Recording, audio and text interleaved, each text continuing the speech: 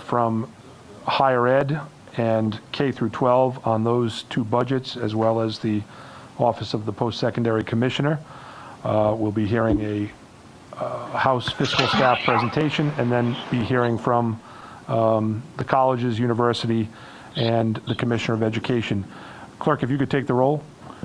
Chairman Abney. Here. Representative Barrows. Here. Representative Tabone. Here. Representative O'Brien. Here. Oh, Representative Tabone. Representative Wilkinson. Chairman Abney.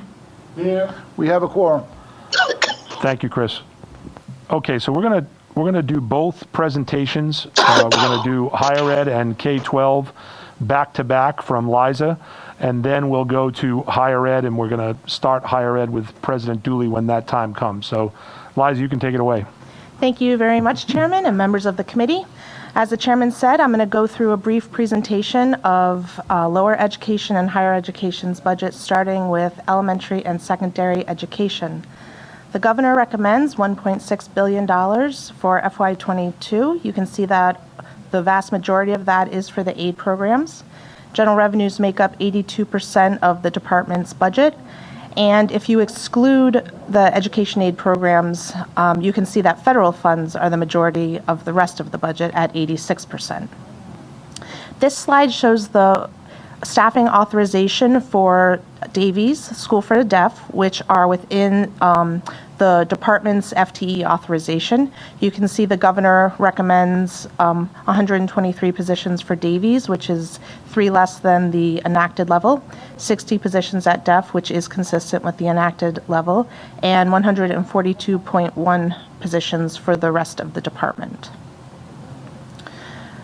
For FY22, we've identified $45.6 million of general revenue changes that the governor has recommended. The biggest amount you can see is for education aid, including the stabilization funds. So let's start with education aid. As you know, the funding formula includes a core instruction amount per pupil, as well as a single poverty weight as a proxy for need, and that's measured as any student at 185% or less of the federal poverty level.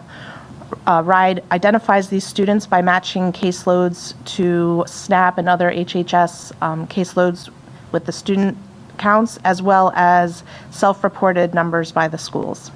The state share then considers the district's ability to generate revenue and its poverty concentration relative to that of the whole state, and the state share ranges from about 4% to over 95%.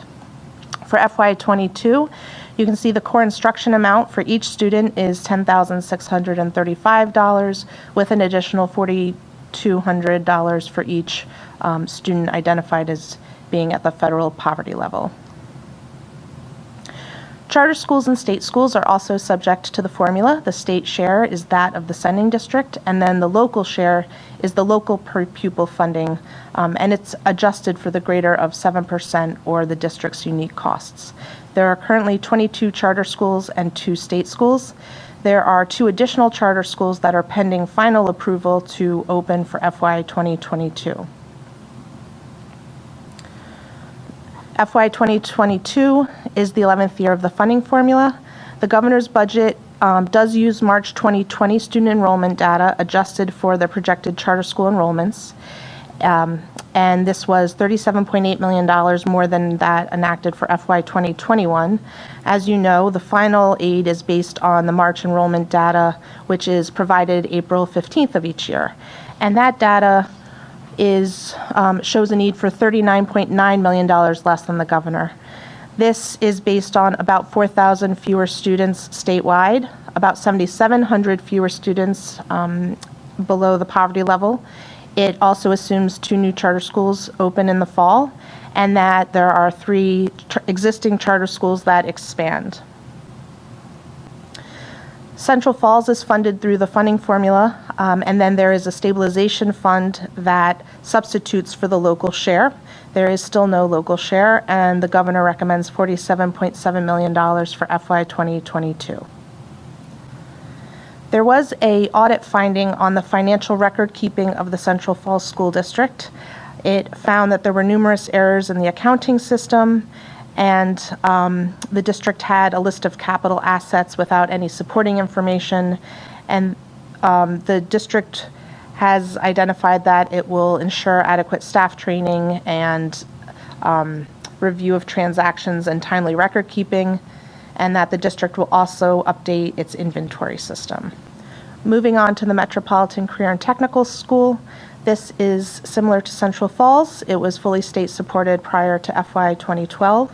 State aid goes through the funding formula, and the local share is that of the sending districts. And there's $9.3 million recommended for 22, same as the enacted level.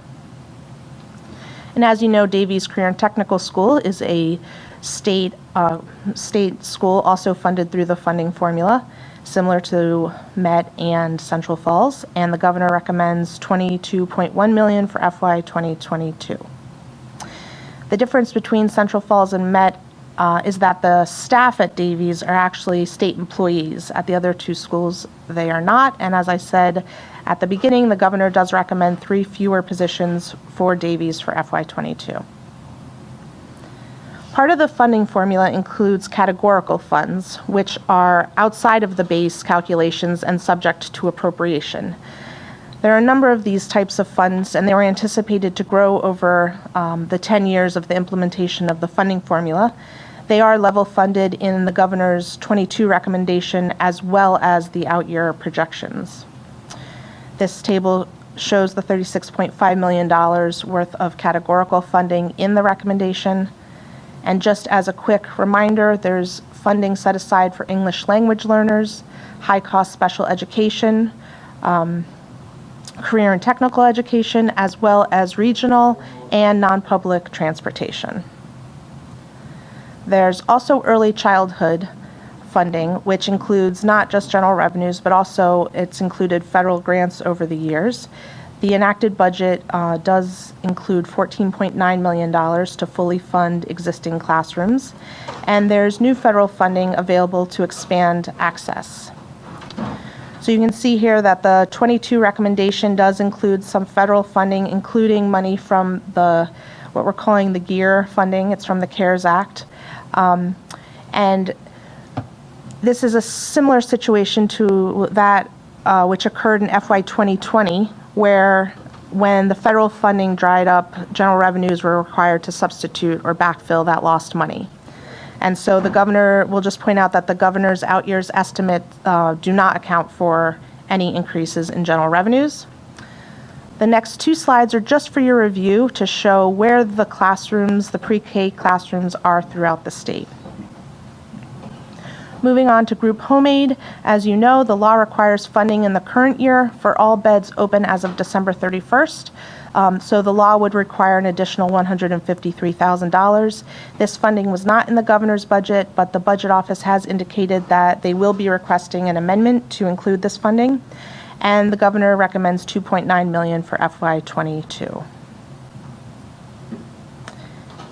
There is $123.9 million recommended for the state's contribution for teacher retirement costs. You all know that the state pays 40% of the employer share. The teachers contribute 8.75%, and that is set by law. And this is just a recent history of teacher retirement costs. Moving on to school housing aid. The state reimburses cities and towns for a share of projects. It includes principal and interest for any project with debt service. The state share is based on a district's wealth compared to the aggregate state wealth, and there's a minimum state share of 35%. For FY21, 18 communities are at that minimum share. Charter schools are reimbursed at 30%. Typically, reimbursement begins after the project is complete, but with the passage of the $250 million general obligation bond, there is now some upfront funding provided. The governor recommends $80 million for FY22. This is the same that it's been for the last several years. You'll remember that the voters did approve that $250 million bond back in November of 2018. That unlocked some new temporary incentives, which would allow districts to increase their state share ratios up to 20%. The governor's out-year estimates do not assume any impact of this change. And as I said, bond funding can be used for upfront aid. This is for projects that were either approved through November 2020 or approved between May 1st, 2015 and January 1st, 2019. You can see in this table that there's about $1.9 billion of remaining project costs between the existing approvals and those projected for approval this year and next year.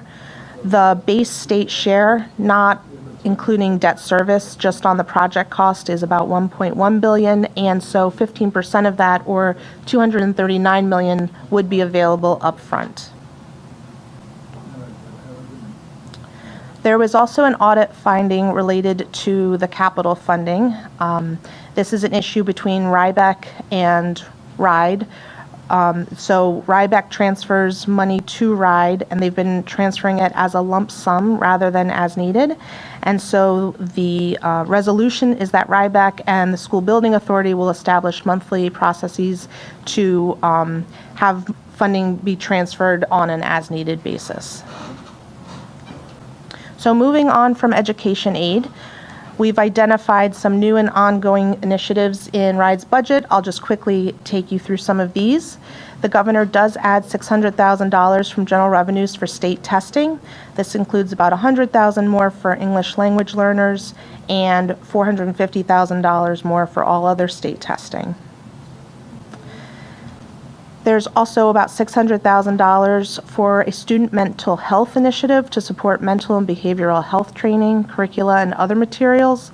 The enacted budget included funding from the Opioid Stewardship Fund to do this work, and the governor's budget just substitutes general revenues for that. The department has over $200 million of federal funds that flow through its department. You can see from this table that the vast majority of that, over $180 million, is passed through to local school districts. And this table just shows that information in a graphic form. Moving on to vision services. Vision services have been provided by the Sherlock Center at Rhode Island College since 2005. They were previously housed at the School for the Deaf.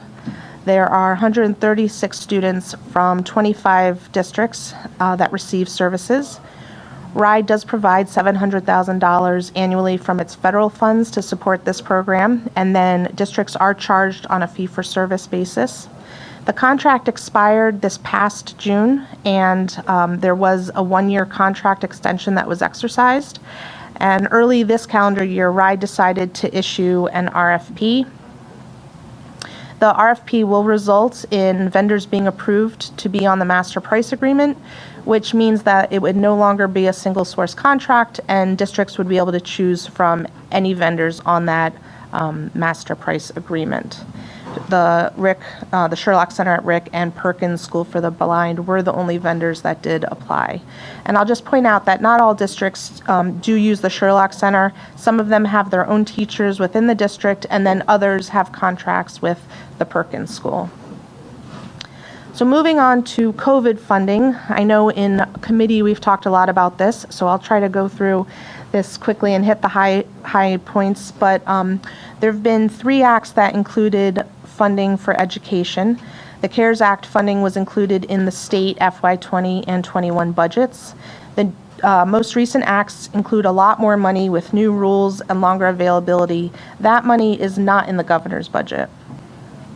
What is in the governor's budget is a little bit of money from the flexible funding. In January, Governor Raimondo did submit her plan for use of this, and you can see on this table the state agencies and the amounts of money. So for RIDE, there's $2.5 million to expand pre-K. Of the education emergency funds, 90% must go to local districts, and this is distributed based on Title I allocations. And there is a maintenance of effort for all funds. And then the most recent act, the ARPA, does have a maintenance of equity for local districts, which is a new requirement in that act. So the monies to be used for activities to maintain operations and services, you can see on this list, there's a variety of things that districts can use the money for. The remaining 10% may be reserved by RIDE. That equates to over $64 million, and you can see there are some limitations. The admin costs are limited to 0.5% of the total award, and then there's some money set aside to address learning loss and for summer enrichment and after-school programs. The maintenance of effort for the CARES Act required the state to maintain a certain level of support, a certain level of dollar support. And the newest act, the ARPA, adds a local maintenance of equity, a required per pupil spend for high need, high poverty LEAs. So the other new thing about the MOE, as I said in the CARES Act, it was just a dollar amount, but the Consolidated Appropriations Act and the ARPA require a proportion. So what that means is you look at the last 3 years, and you can see in this table, the middle column, K-12 spending over the past 3 years averaged about 30% of all state spending. So that means that the state would have to maintain that same level. Education, K-12 spending would have to be 30% of the overall state budget in order to meet the MOE requirement. So this is not just affected by the education budget, but it's affected by the total state spending. And there's issues that affect this calculation. So the March funding formula data update, but also things outside of education. So any changes to other agency budgets would impact this. There are waivers available. The first one is due May 17th, 2021. And the waiver for 2021 is due at the end of December. The governor recommends $21.6 million for the 142.1 positions that support the department. The governor does recommend adding 3 new positions, a transformation specialist, a curriculum specialist, and a communication position. These are listed on this slide. You can see the 3 new positions and their costs. They would be funded from general revenues. Moving on to the School for the Deaf. This is not funded through the funding formula. It is a state school. The state supports the core programs, and then the school does bill sending districts for any services that are outside of those core services. There are currently 81 students. The governor recommends $8.2 million, and the school is supported by 60 positions. The governor does recommend the enacted level of $90,000 for the Hasbro Children's Hospital and the $345,000 for the Child Opportunity Zones. This is consistent with the enacted budget. And the governor also recommends $521.9 million for the department's capital projects. You can see a list of those on this slide.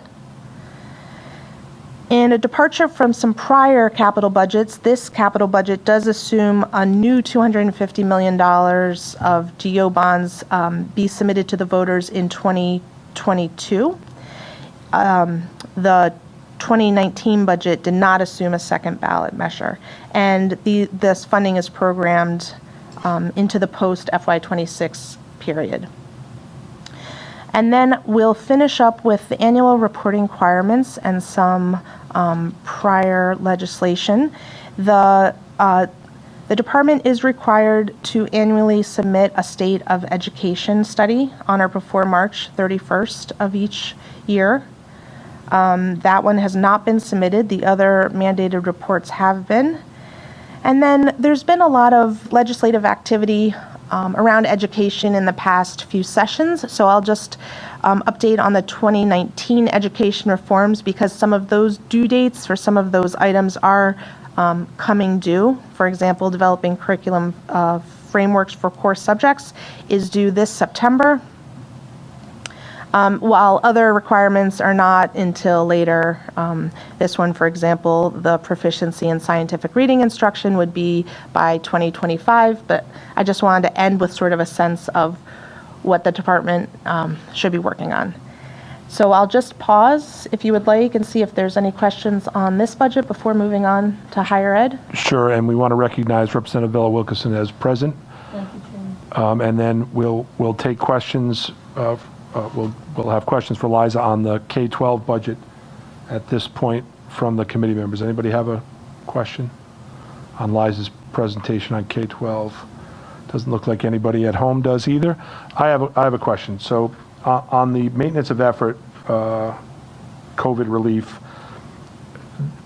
just let me know if I've got this right. This is a moving target because there are two levers, right? The state budget and the overall state side of the budget, for lack of a better term, and the education budget, and one impacts the other in regard to what we determine or how much we determine to spend. So that's one question. Do I have that right? That's exactly right. Okay. And the second is on the waivers. So has there been a waiver filed? The first waiver date is passed. May 17th, so it's coming up quickly. Okay, and so it's approaching. It's approaching. Okay. And I am not sure if the state has filed a waiver yet. Okay, so maybe we can find that out from the state.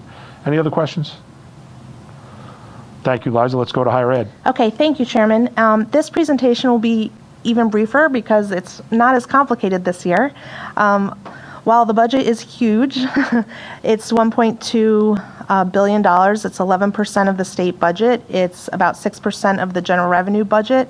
It has nearly 30% of the state's total staffing and a majority of the state's physical property. The 2014 Assembly did restructure the Board of Education. It created a 17-member board with 2 councils. And then in 2019, the Assembly created a Board of Trustees for the university, effective February 2020. This transferred a variety of functions from OPC to the new board. It removed the university from authority of the Commissioner of Post-Secondary Education, but it did preserve all of the Assembly authority. I'm going to start with COVID relief related to higher ed. There's over $350 million from 3 different acts. This includes funding for both public and private higher education institutions. Again, similar to lower ed, the only money in the budget is that from the CARES Act. And in fact, the money from the American Rescue Plan Act, the final allocations of that are not even out yet. For the CARES Act, this money was included in the FY 2020 budget. 90% of it was based on Pell Grant enrollments, half of it was restricted to emergency financial aid to students, and the rest was for the institutions to defray lost revenue and any costs associated with distance learning. You can see in 2020 that the state got $32.4 million. That includes the private schools, so the public schools received $29.5 million of that. Moving on to the FY 2021 enacted budget. The enacted budget included $23 million for the higher education institutions from coronavirus relief funds, or CRF funds as we call them. The governor's revised recommendation does keep that funding, it just shows it in the Department of Administration's budget. So if you look at the article, that's why you won't see it in higher ed's budget. The governor's recommendation also includes money in the revised budget for a variety of different initiatives. You can see there's money from the GEAR funds, which we talked about in lower ed's budget. There's also money for a Back to Work Rhode Island initiative, some staffing at OPC, and the $23 million of institution support that I already mentioned. The 22 recommendation does include $8.3 million to continue the work started this year from the GEAR funding. And that work, this slide you saw in LSAC's budget also, but for OPC there's $3.9 million to do a variety of initiatives, and then there's $5.3 million in CCRI's budget to expand access to free education similar to the Promise program. Between the Department of Labor and Training and OPC, there's $44.2 million for the Back to Work initiative. This was announced by Governor Raimondo in July. It's administered by the Governor's Workforce Board under DLT, and it's a partnership with businesses to connect individuals with jobs and training. So while not in the budget, there are some opportunities for the rest of the COVID money from the Consolidated Appropriations Act and the American Rescue Plan. $101.6 million under the Consolidated Appropriation Act, and then another $180 million under the American Rescue Plan. The money under the Consolidated Appropriations Act is mostly distributed the same way as the CARES Act, except that MOE difference that we talked about before does apply to higher ed also, and this funding is available into FY 2023, so this does give you some options. So this is the same slide that you saw. I'll point out that under the governor's budget, while K-12 is being funded at the same proportion, higher ed is not, and so without a waiver, the state would have to add money to higher ed's budget. And then moving on to the budget, the governor recommends $1.2 billion for FY '22. This is $6.1 million more than enacted. You can see that about $400,000 of it is for promise, and then $7 million is for URI, and this essentially restores the $7 million reduction that was in the enacted budget. The budget is $10.1 million less than requested from general revenues. So the higher education budget is a little different from other state agencies. We talk about an unrestricted budget and a restricted budget.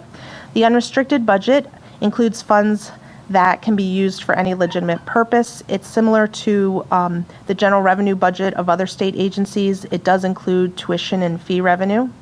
You can see that the tuition and fee revenue is actually nearly 2/3 of the unrestricted sources.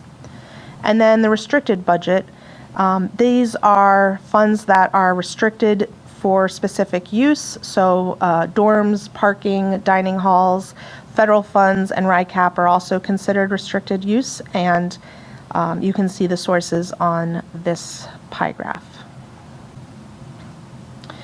In the current year, the schools are projecting a decrease in enrollment totaling 3.5%. And for FY 2022, you can see that URI and CCRI are projecting flat enrollment, and RIC is projecting a decrease of 176. The next 3 slides just show graphically in-state, out-of-state enrollment and tuition revenue for the 3 schools. So those are for your review, and I will move on to the approved tuition and fees. In the current year, both RIC and CCRI did waive some fees related to services not being provided because of the pandemic.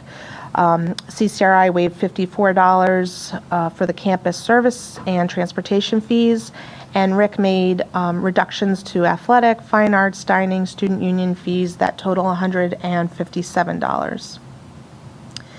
At its December 2020 meeting, the council did approve tuition and fee increases at the college and the community college. And in October, the Board of Trustees did the same for URI. At URI, the tuition increase is 2.5% with no mandatory fee changes.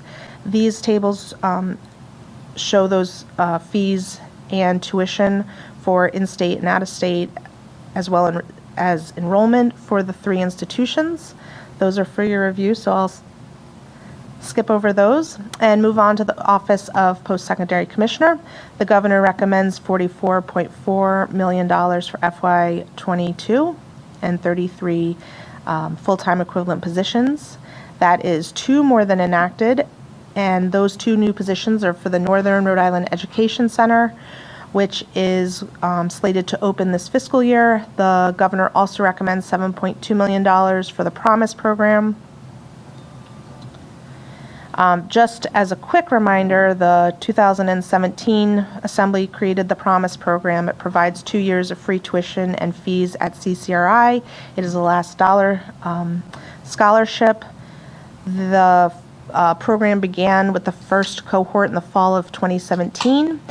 It was originally going to end with the 2020 cohort, and then that was extended an additional year.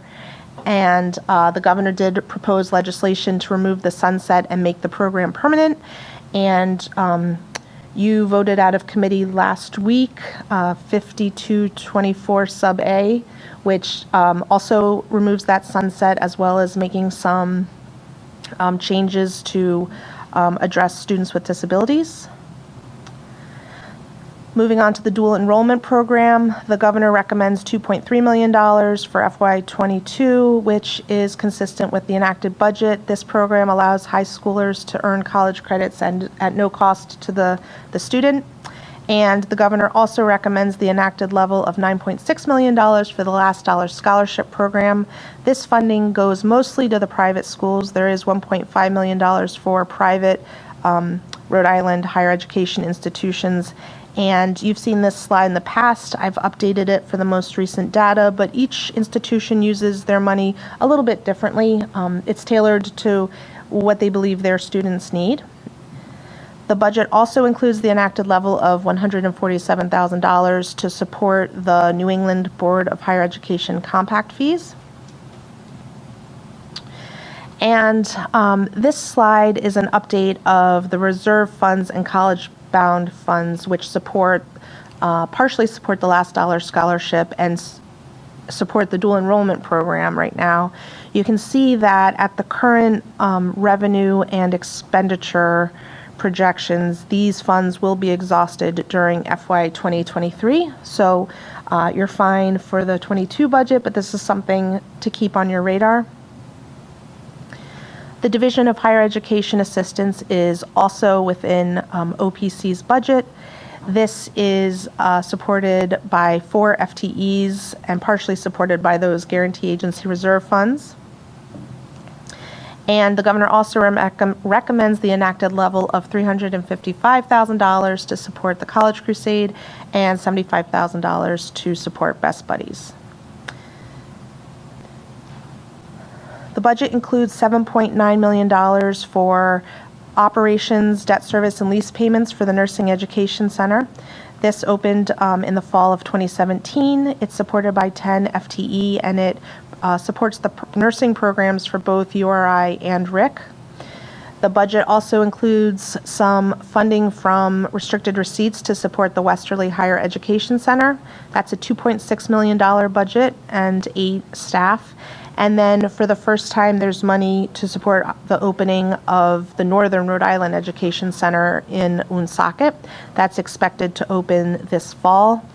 And I'll just remind you that you've made a $4 million commitment from RICAP funding to support that building over the next couple years, and the law does limit state funding to 50% of total project cost. Moving on to URI, the governor recommends $836 million and 2,555 full-time equivalent positions. This includes $259.5 million for salaries and benefits. This is a current service budget. The governor does provide funding for the 4th year of a 5-year plan to increase graduate teaching assistants at the university. The governor does include $36.7 million to support unrestricted debt service. This includes debt service on general obligation bonds, revenue bonds, and also the energy service or ESCO agreement. This budget includes $127.6 million to support student aid.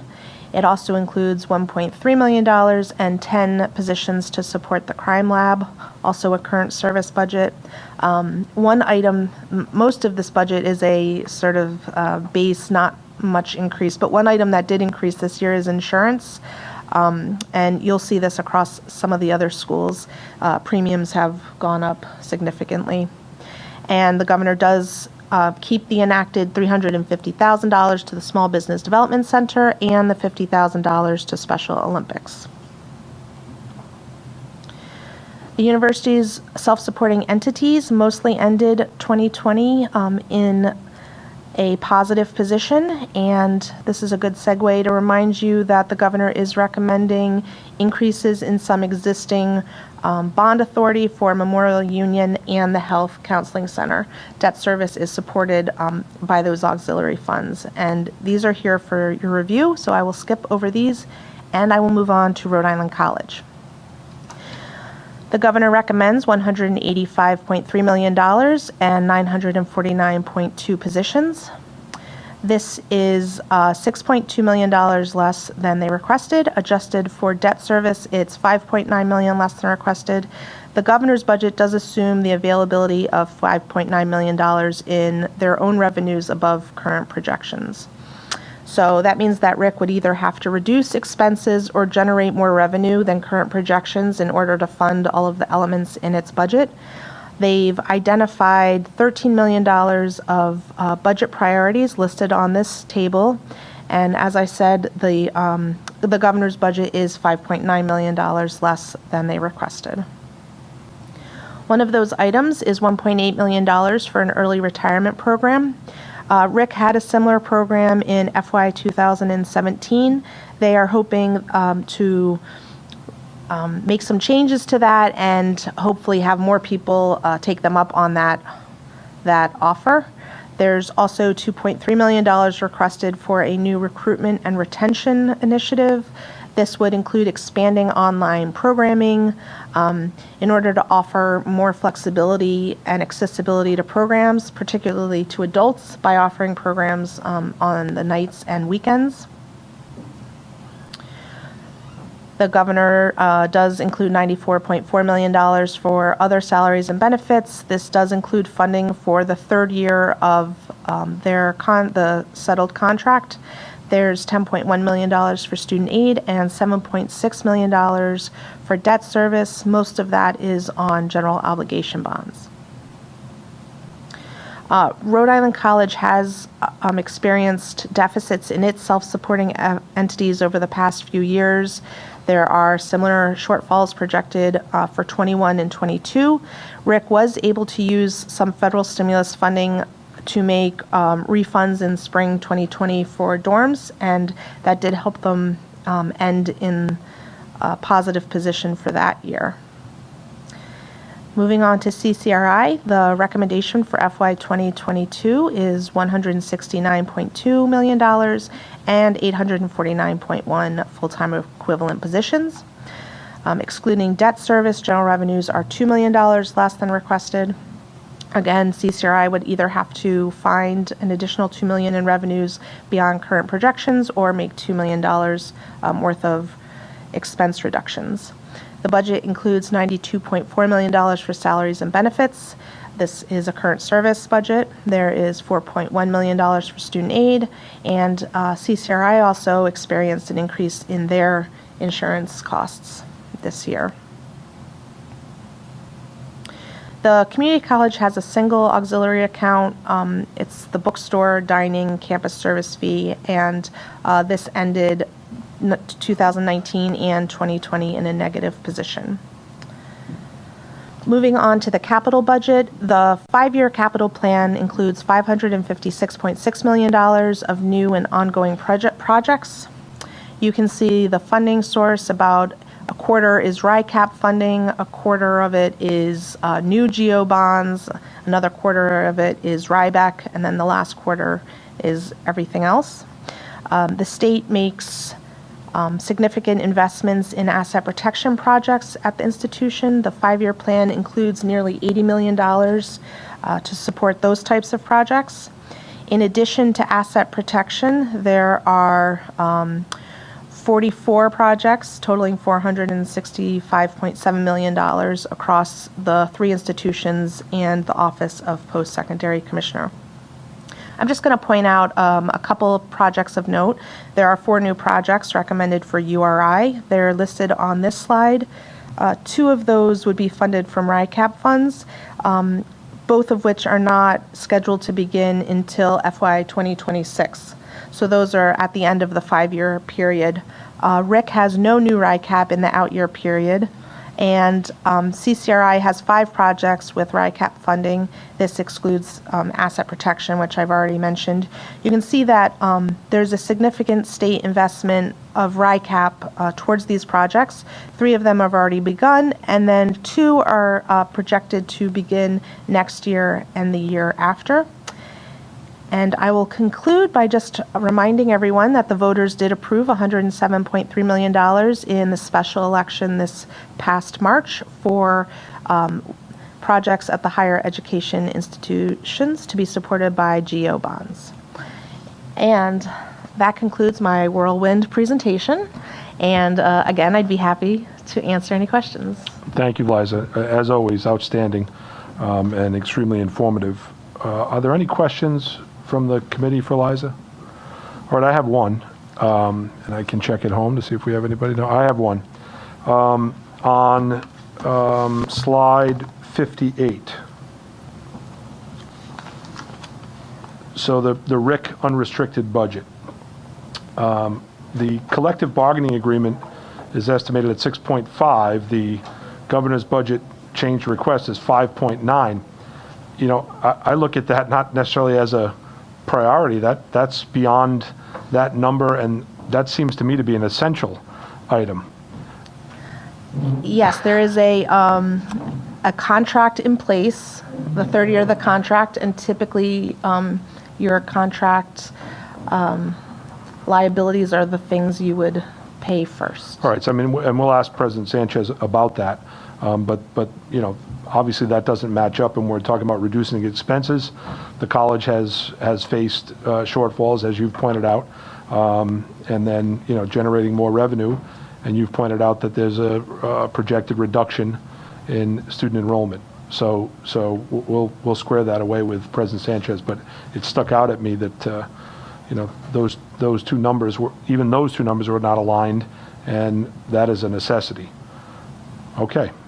Any other questions? Thank you, Liza. Thank you, Chairman. Okay, so let me just set the stage here for a moment. We have a host of people from the colleges, university, from the Office of Post-Secondary Commissioner. We also have a few folks from the State Budget Office who we can lean on for some of the questions. I know Rep. O'Brien has one question there. We also have folks from the public who are waiting in queue to testify. So I would ask those who are presenting on behalf of the colleges, universities, Office of Post-Secondary Commissioner, to focus on priorities, concerns, and give us a presentation that is as lean as you can, because as you know, normally this subcommittee meets separately on K-12 and higher ed. Today we are combining the two. I think there's fair reason for that, and that is that for the most part we are at last year's budgetary level, or in addition, and I know there are exceptions to that, and there are federal funds that are available and have been available that have made this at least a little easier in the short term. So I would just request from those who are going to present and speak that they do so in an expedited manner and focus on really what the priorities and key concerns are. All right. With that said, we are going to start with President Dooley, who will appear for his final time before this committee and Finance Committee. And before he does, I would like to extend on behalf of our committee congratulations and a thank you for the service to the state, the service to the University of Rhode Island. I don't think anyone who looks at President Dooley's tenure objectively can say anything but he has moved the university forward and has had an outstanding run as the president. So with that introduction, we'll present President Dooley. Thank you, Mr. Chairman, members of the committee. I appreciate that acknowledgement, and I just want to say that it has been something I appreciate and actually have enjoyed, and that is the opportunity to come before you on an annual basis to present the priorities, needs, and plans of the University of Rhode Island. This committee has always been, I think, very respectful. It has always listened. It has always acted. And it has inevitably, in my judgment, put the needs of the students, the University of Rhode Island, and other institutions that you fund, CCRI and RIC, for example, as a high priority in building the state budget. And I want to thank you for that. We would not be where we are today were it not for the support of this committee, the members of this committee, and the legislature as a whole. So thank you very much for that. I will report that as outlined in the presentation you just saw, the University of Rhode Island has done quite well, actually, through this pandemic in managing both the financial and other kinds of impacts of COVID-19. And we continue to appreciate the great partnership with the state throughout this, particularly with the Rhode Island Department of Health and Dr. Nicole Alexander Scott and her team. We have done very, very well with regard to enrollment. In fact, we have exceeded our enrollment targets, which surprised us a little, but we were delighted to see that. And I think that's testimony to the fact that the University of Rhode Island is now very well positioned in the Northeast and frankly in all of the eastern part of America as one of the most affordable and I think excellent public research universities that students can possibly attend.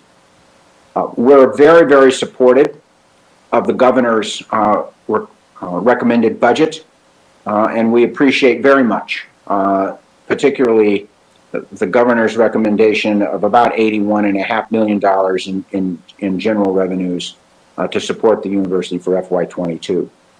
We're also very appreciative, and this is one of the concerns, Mr. Chairman, that you asked us to highlight.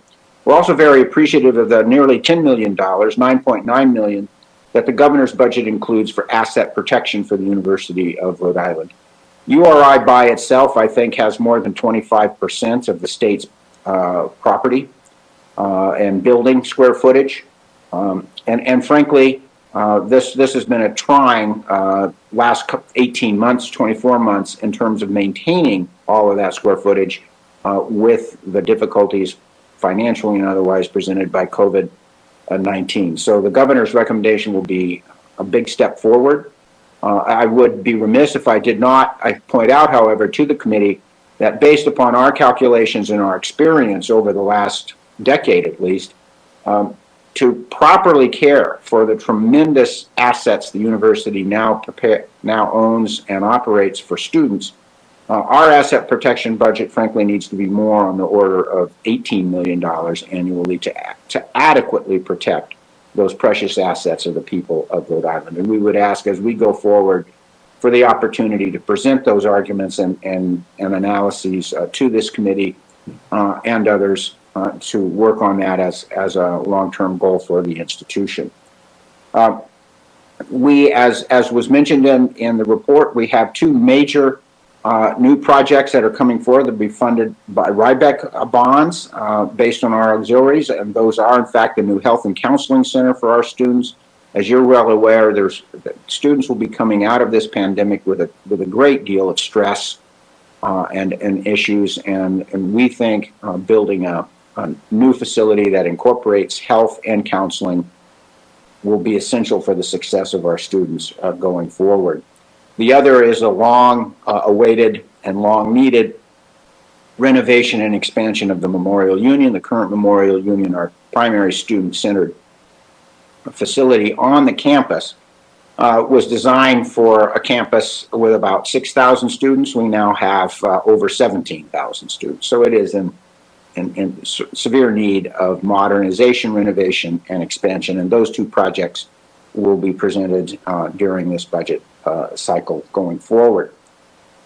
Another concern that we want to share with the committee and just emphasize is the importance of maintaining what is known in the higher education circle as Rhode Island Promise 1.0. This is a state scholarship program that goes to Rhode Islanders to attend Rhode Island institutions. URI students receive about $2.6 million annually from this fund, and we believe it is just absolutely essential for the state to continue to fund it and to find a sustainable long-term funding source for that state scholarship program.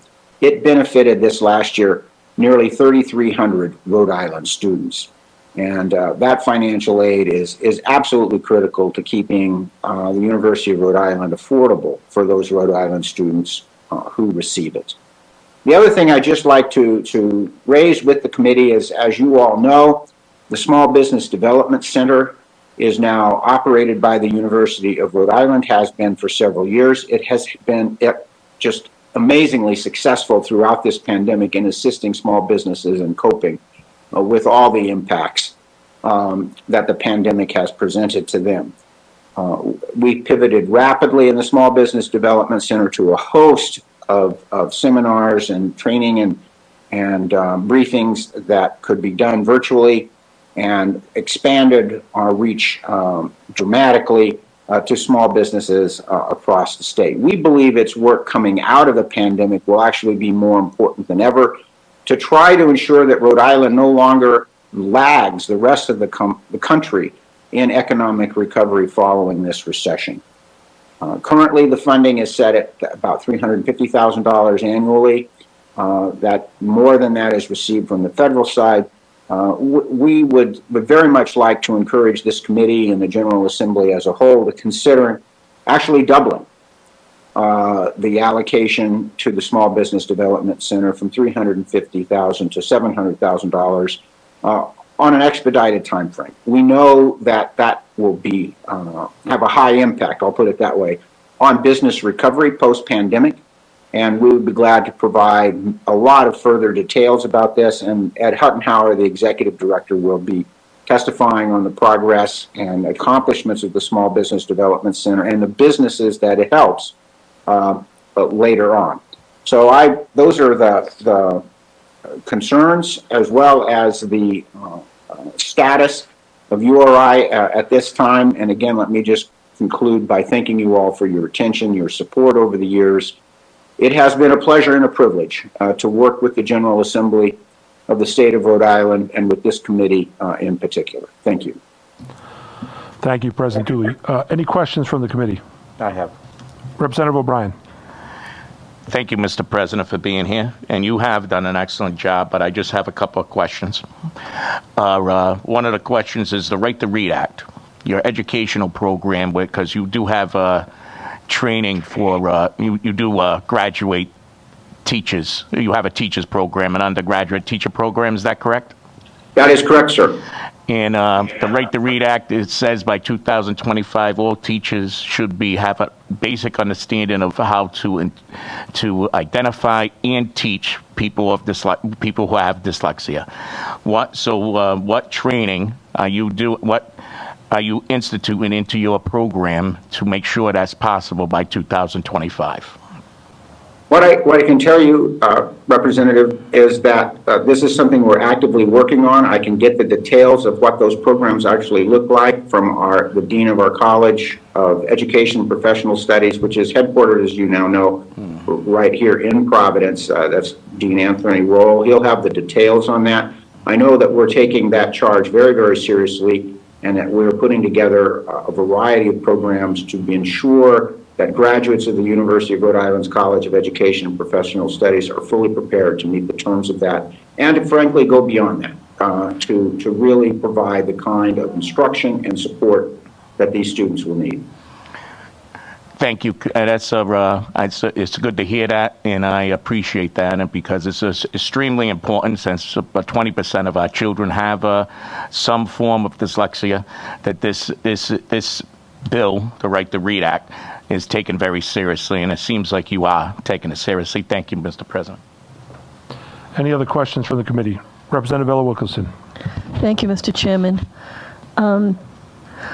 President Dooley, I also wanted to join my colleagues in congratulating and thanking you for your service to the state of Rhode Island as the president of URI.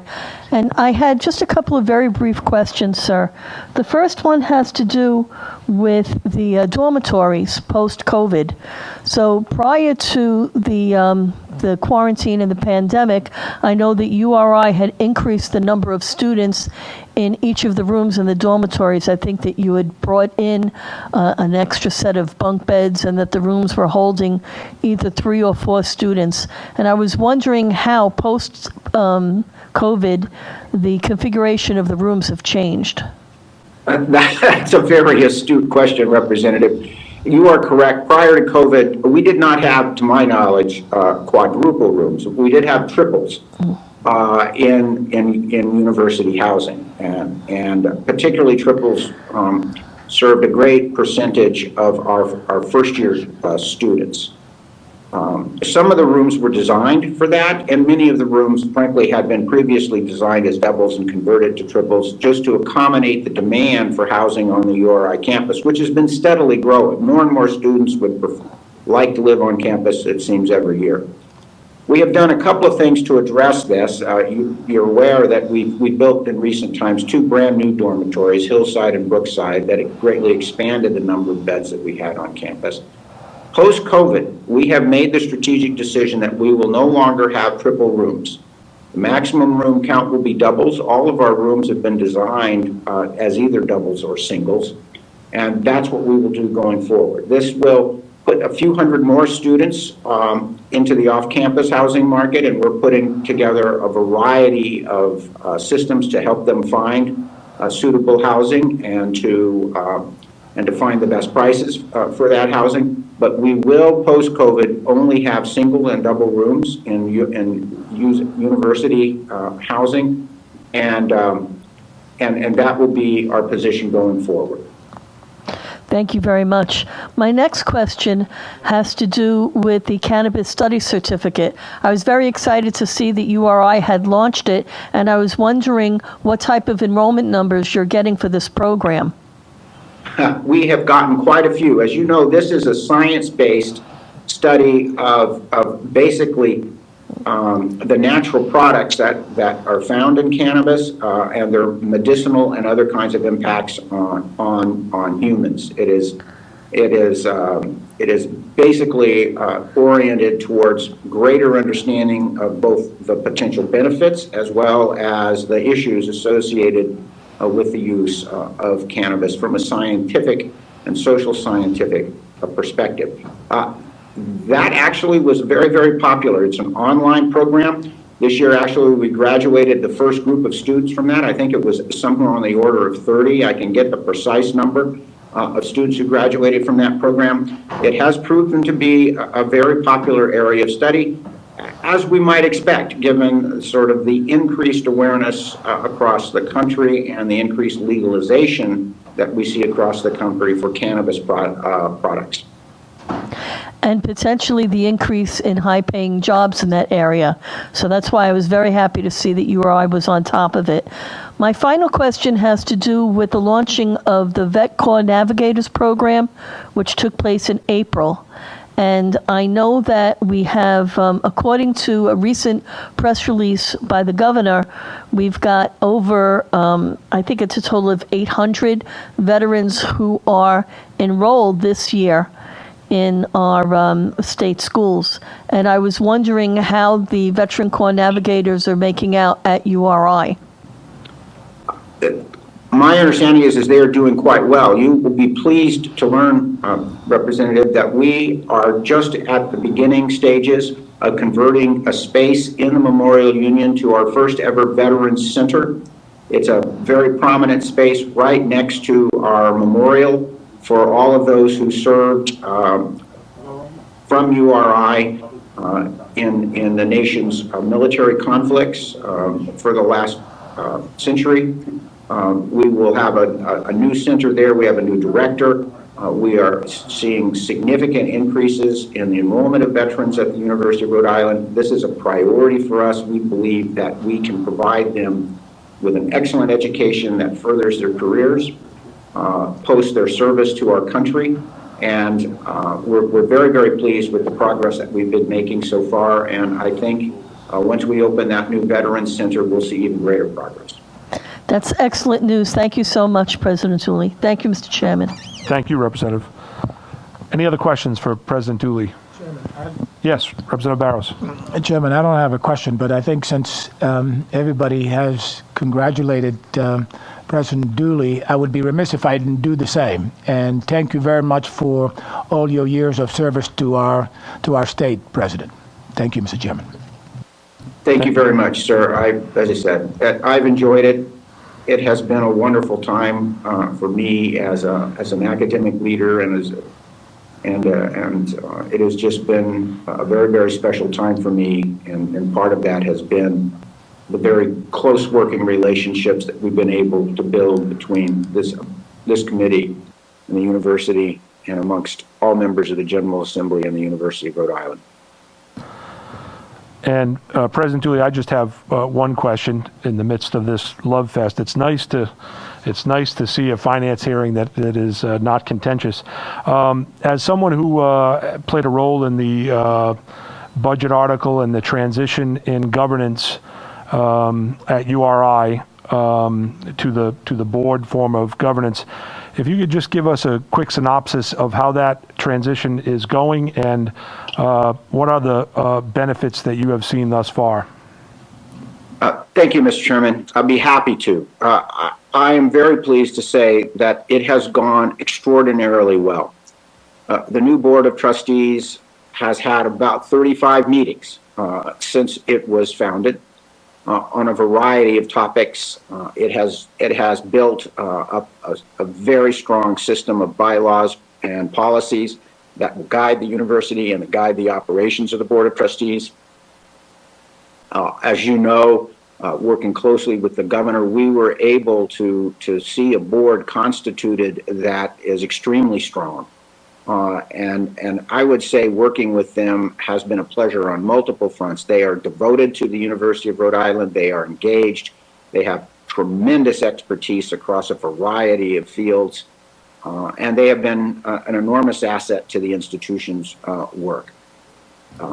I think one of the things that we've seen, a very tangible outcome of the presence of the Board of Trustees, and then this was shared with us by the search firm that ran the search with our search committee here at the University of Rhode Island for my successor, that there was, in their words, terrific interest in becoming the next president of the University of Rhode Island. And one of the major factors there was, in fact, this new governance system with a Board of Trustees dedicated to the university, with the authority and powers delegated to it by the General Assembly. The search firm made it clear that that would be very, very appealing to top quality candidates, and that turned out to be the case. So that's not something that necessarily could have been anticipated in the work that we did together to create the Board of Trustees, but it's one of the best outcomes, I believe, of creating the Board of Trustees. There's also no question that the presence of the Board of Trustees, including many very, very prominent alumni of the university who have been very generous in their support of the university, I think has been a tremendous asset in the success of the university's campaign, which is we're in the midst of the largest campaign the university has ever run with a public goal of $250 million. We've exceeded over $200 million in that campaign already. And we believe that this is another, I think, positive impact of having the Board of Trustees in charge of the university as its fiduciary and oversight board. So I could go on, sir, but in the interest of time, I will just leave it as saying it has been a tremendous success. It has met all of our expectations. And it's another one of those times when I think the General Assembly stepped forward with great foresight and understanding, helped the university position itself for an even brighter future by creating the Board of Trustees. And we will always be appreciative of the work of the General Assembly in doing that. Thank you, President Dooley, and that is, I think, one of your lasting accomplishments. You came to the General Assembly and sold that and received great support, and I think your foresight there will be felt for generations at the University of Rhode Island. So thank you. And I know you gave a pitch to the Small Business Development Center, so thank you for your testimony. We'll shift to Ed Huttenhauer now, who will give us a brief synopsis of the work. And we know that President Dooley, Ed, has already made the pitch to expand the budget to $700,000. Ed, if we'd ask you to be as succinct as you can in your presentation.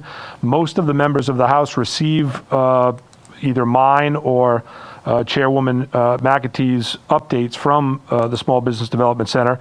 And so we're keenly aware, I am specifically keenly aware of the great work that has been done during this pandemic, and I know that will continue beyond. And it is the Development Center really is a a jewel that we should be promoting and should be talking about, and has had a tremendous impact. So, Ed, if you could present now, we'd appreciate that. Okay, thank you very much, Chairman Amore, first of all, for your kind words about all the work that we're doing with the center.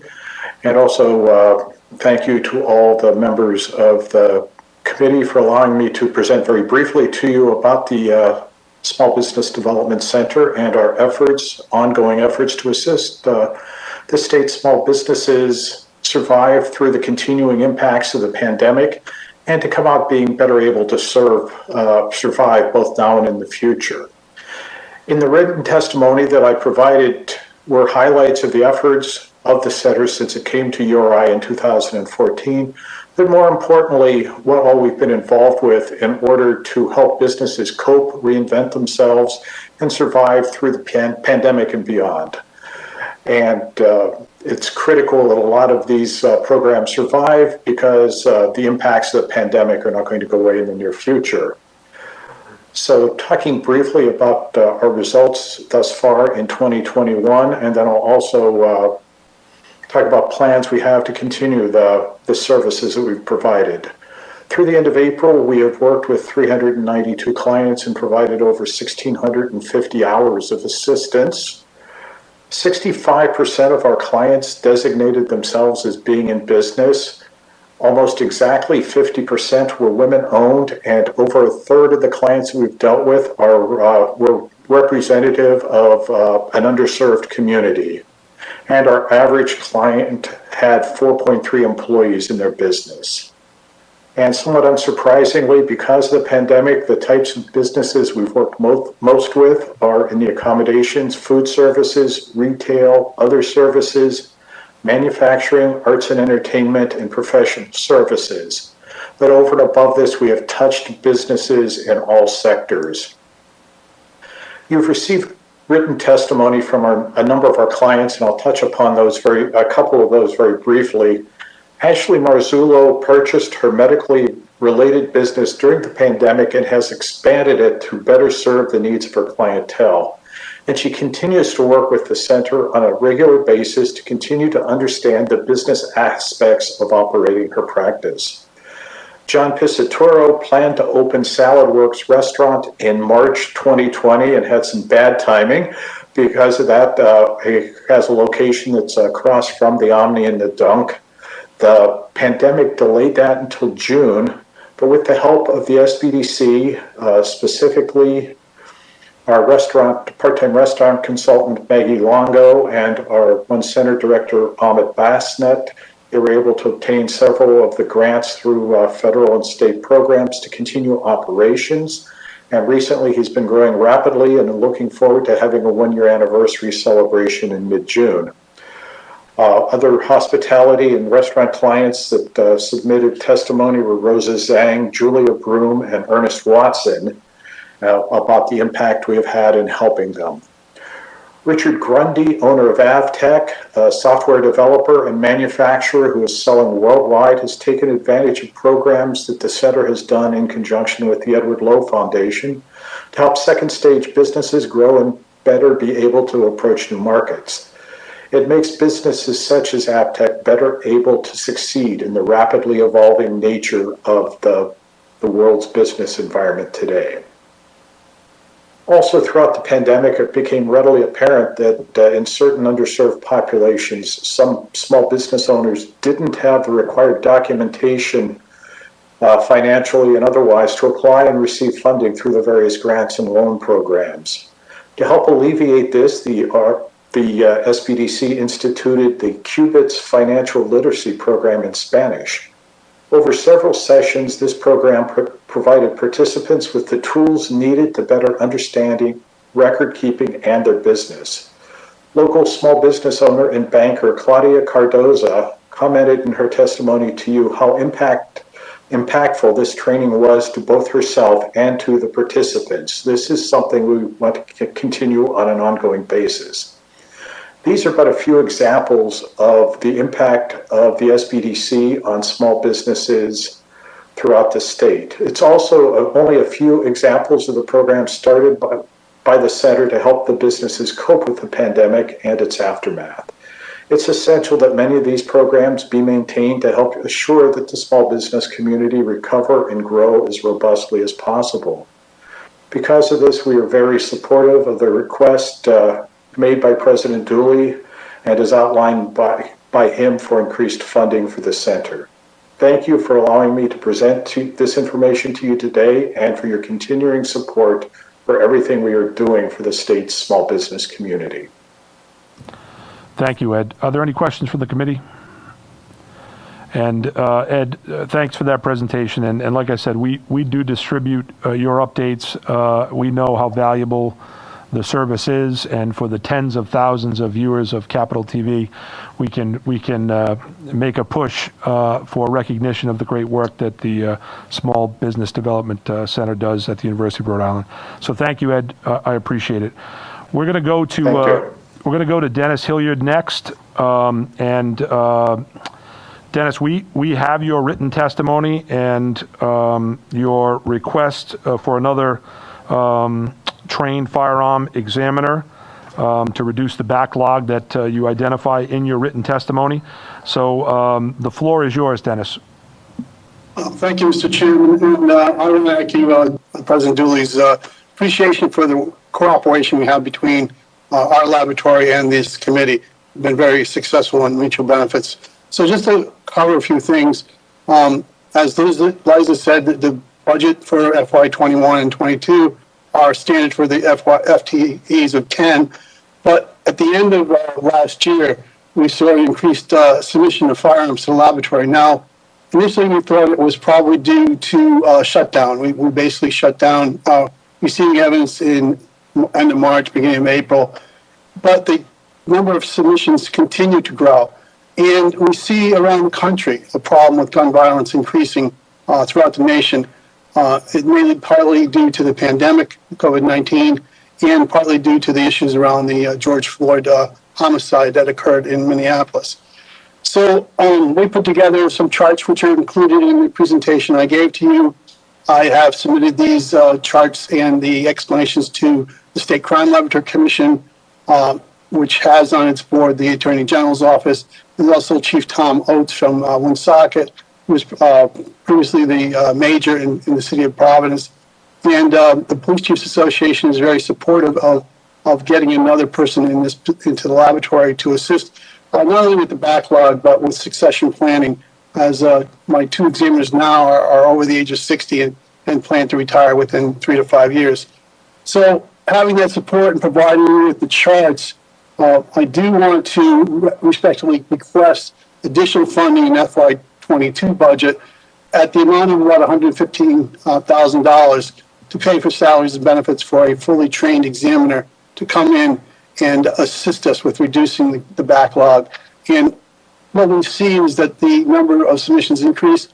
We've seen increases in submissions of ghost guns, which are very prominent in the nationwide concern. I know the president has expressed making sure we don't have ghost guns.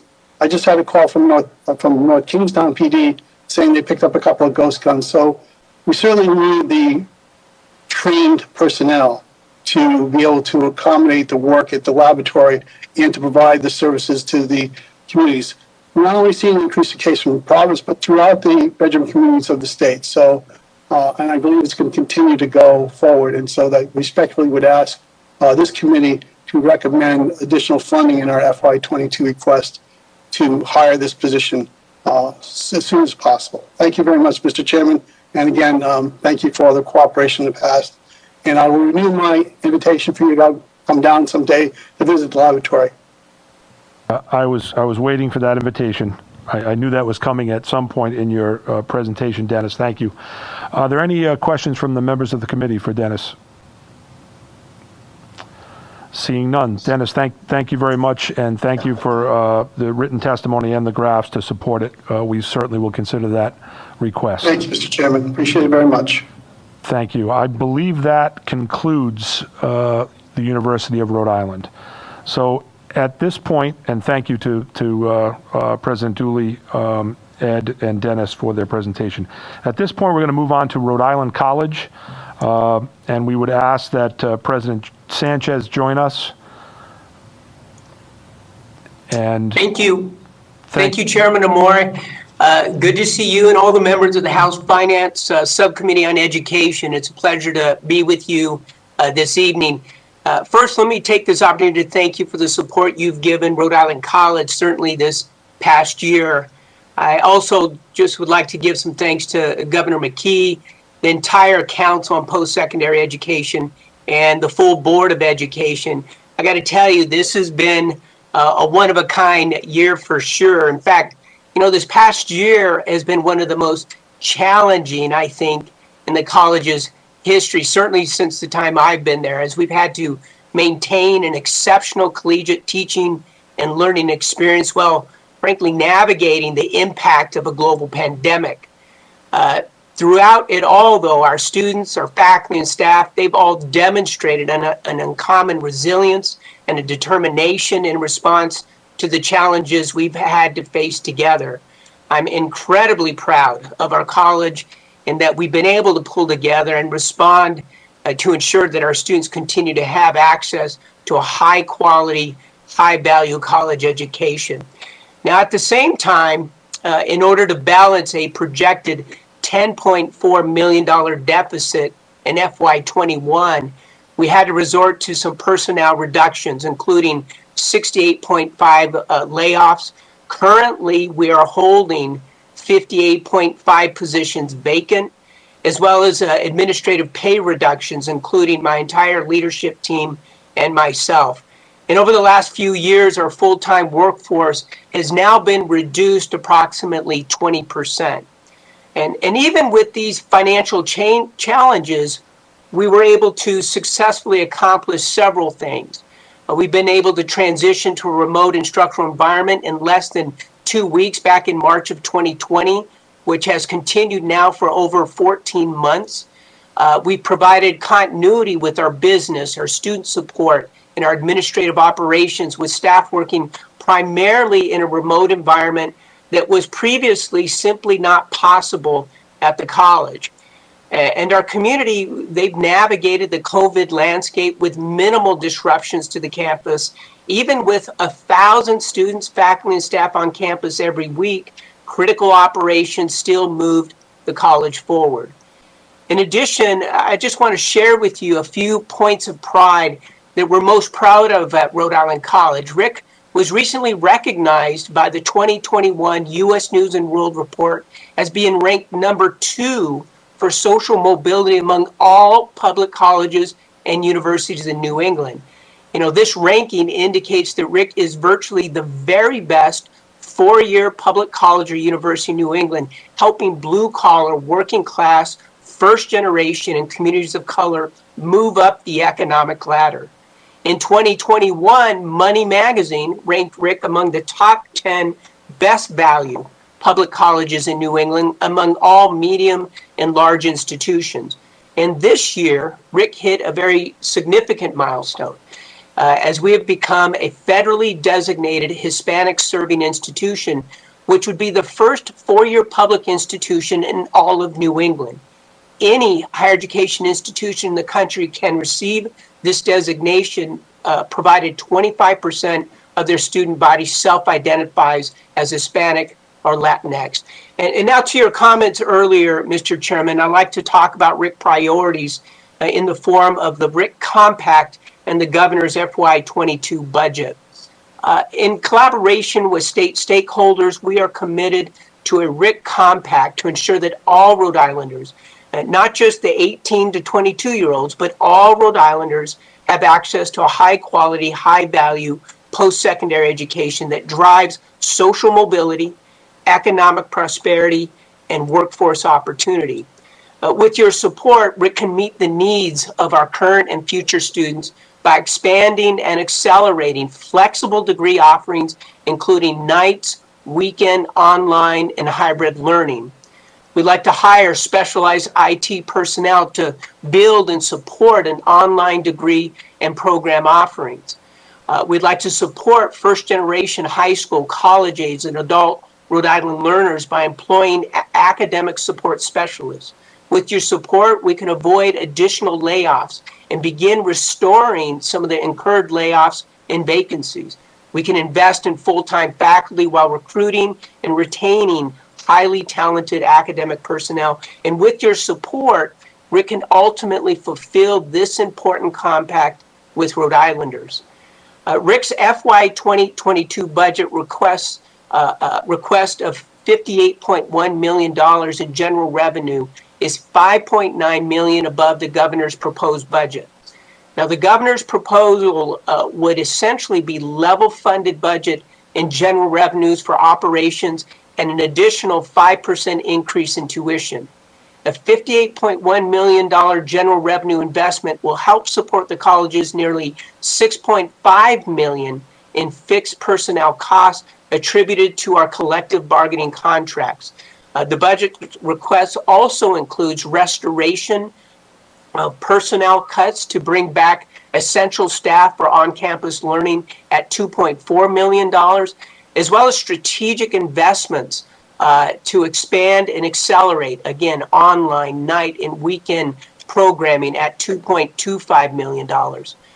I certainly appreciate Governor McKee's efforts to submit a balanced budget, although it currently assumes an additional $300,000 in general revenues for operations in FY22 versus the college's $5.9 million request. Now, I certainly understand the difficult nature of state funding requirements and appreciate the opportunity to discuss our strategic investments with legislators. Rick, without question, is Rhode Island's college. Our total enrollment stands at 6,414 students, 90% of which are Rhode Islanders, over 70% of whom will go on to live, work, and raise families right here in the Ocean State. The college has undoubtedly become an economic engine for the state, including a total economic impact of $213.8 million in Rhode Island, according to Jack Foss and Associates' 2019 Economic Impact Study. This includes over 1,500 jobs and $56 million in income supported directly and indirectly by the college.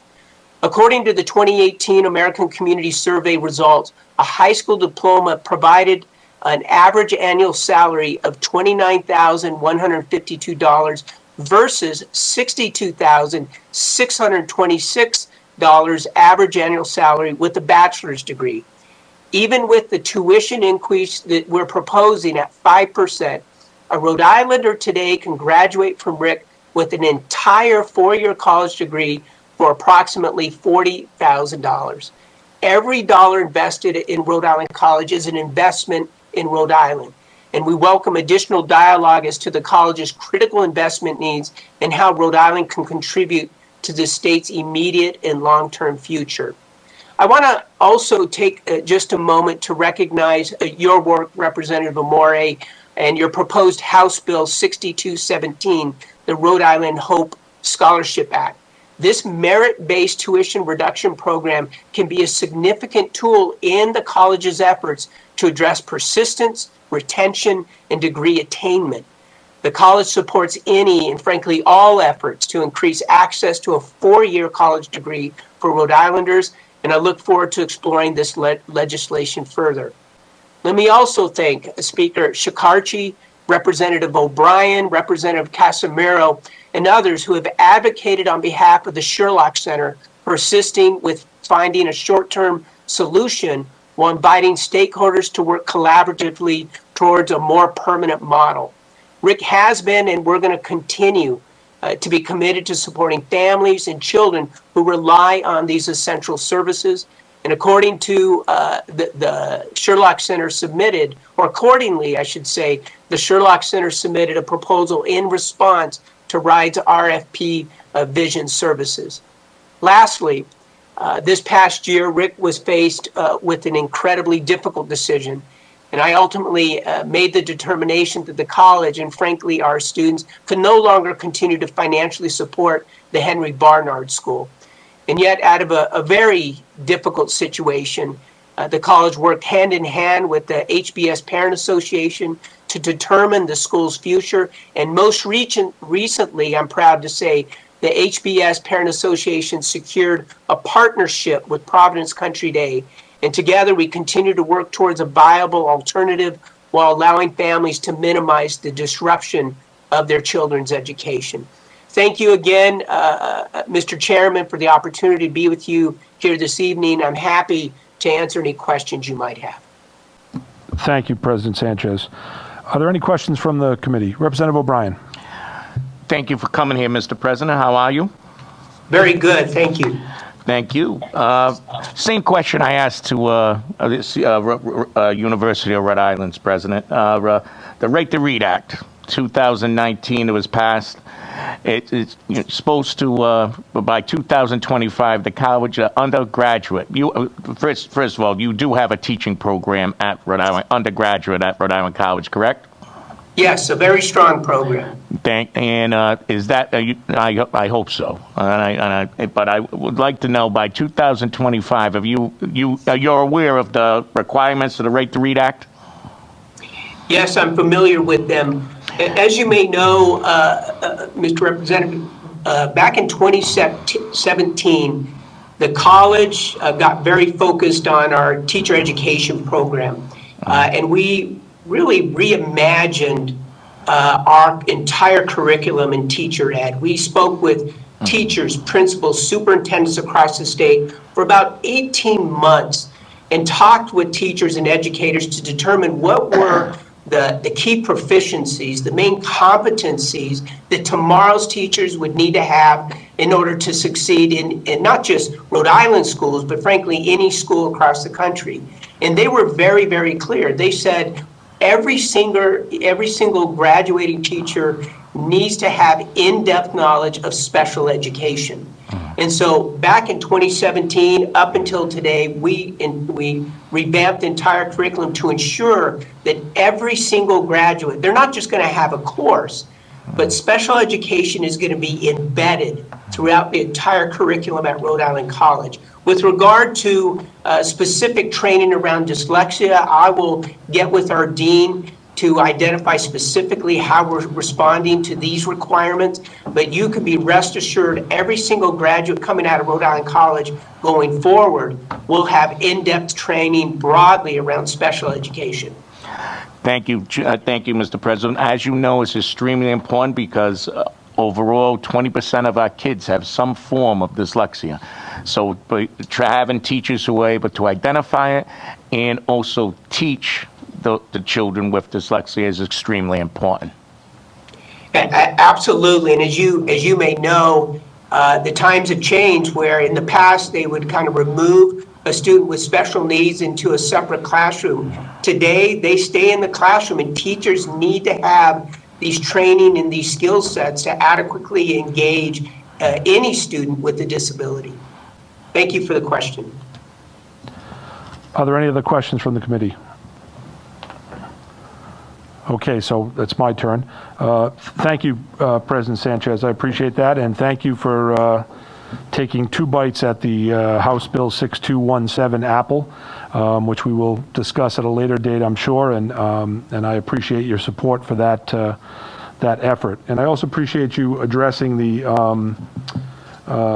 priorities issue that I brought up to Liza. I mean, suffice to say that the budget as presented is inadequate to meet all of Rhode Island College's priorities and goals. I hope that we're at a point where we can accommodate all those priorities, but it is a process, and we'll continue through that process. President Sanchez, if I could ask you about some of the programs that you mentioned as an attempt to ramp up, so to speak, flexible degree offerings, some online offerings.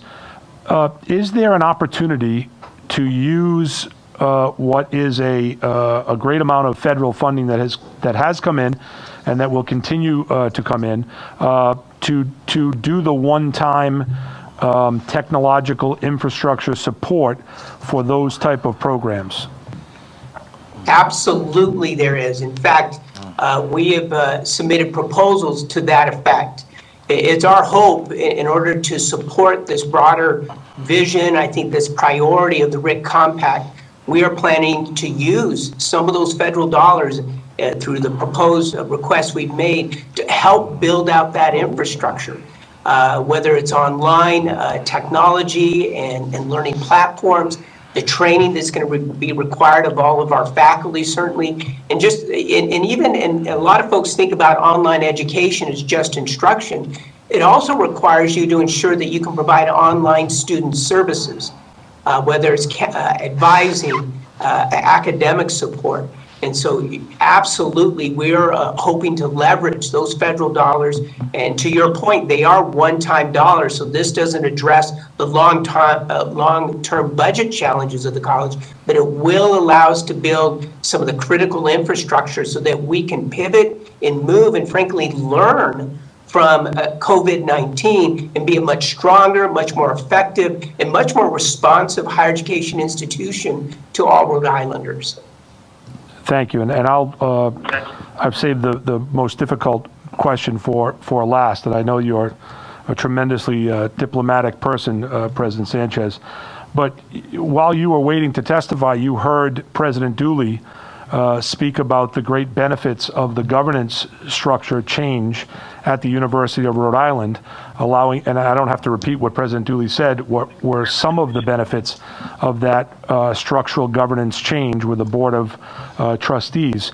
Would you care to comment as to whether or not that would be beneficial for Rhode Island College to have its own Board of Trustees, its own governance structure, in the way that the General Assembly allowed the University of Rhode Island to do so at their request, and I believe that was 2 years ago?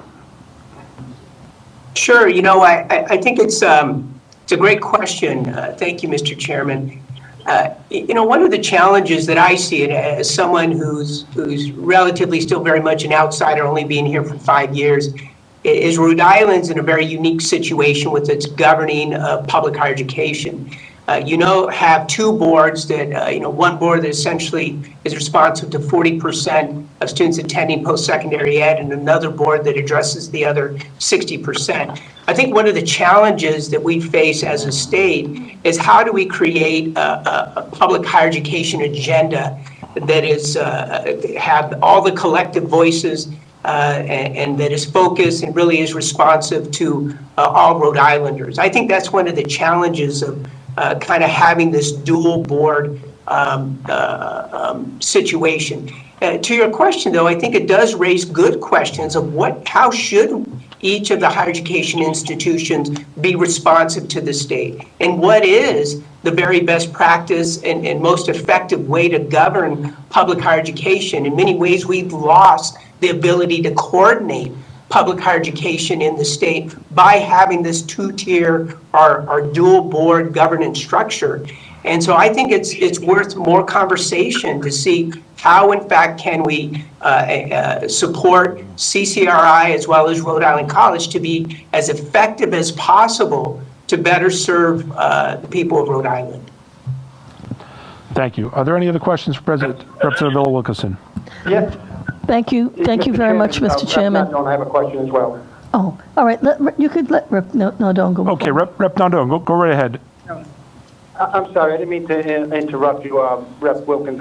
It's just I'm on a telephone and I'm really not familiar with how to operate the audio. But yes, President Sanchez, my question is, have you seen any enrollment decline since the Rhode Island Promise program was put into effect? Has that affected your numbers of enrollment? Yeah, it has, Representative Nardone. If you look at since the promise was implemented, on average, we have declined about 200 students per year. And if you look, let's just say over the last 4 years, that's roughly an economic impact of about $8 million since that implementation.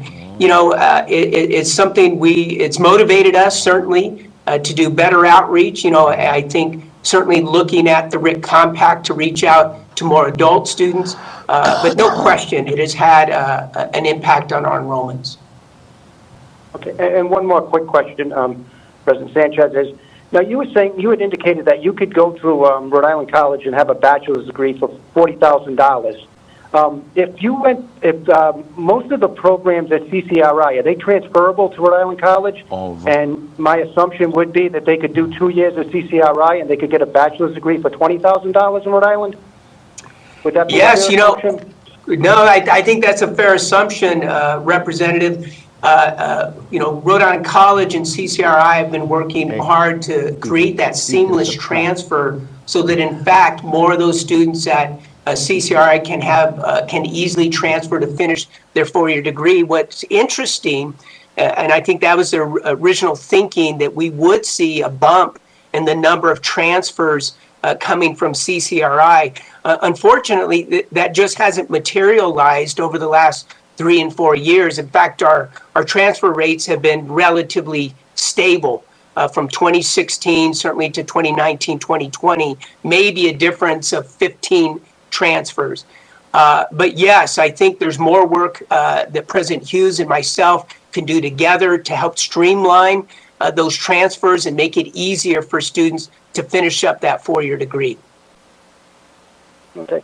Hey, thank you. Thank you for all your hard work. Thanks. Thank you. Thank you, Representative Nardone. Representative Villa Wilkinson. Thank you, Mr. Chairman. Thank you, President Sanchez. Actually, I was going to also ask you about the decline in enrollment and the impact that promises made on the enrollment numbers at Rhode Island College. Now, I heard you say that what you've done is increase the outreach to try to offset the dip in the enrollment numbers.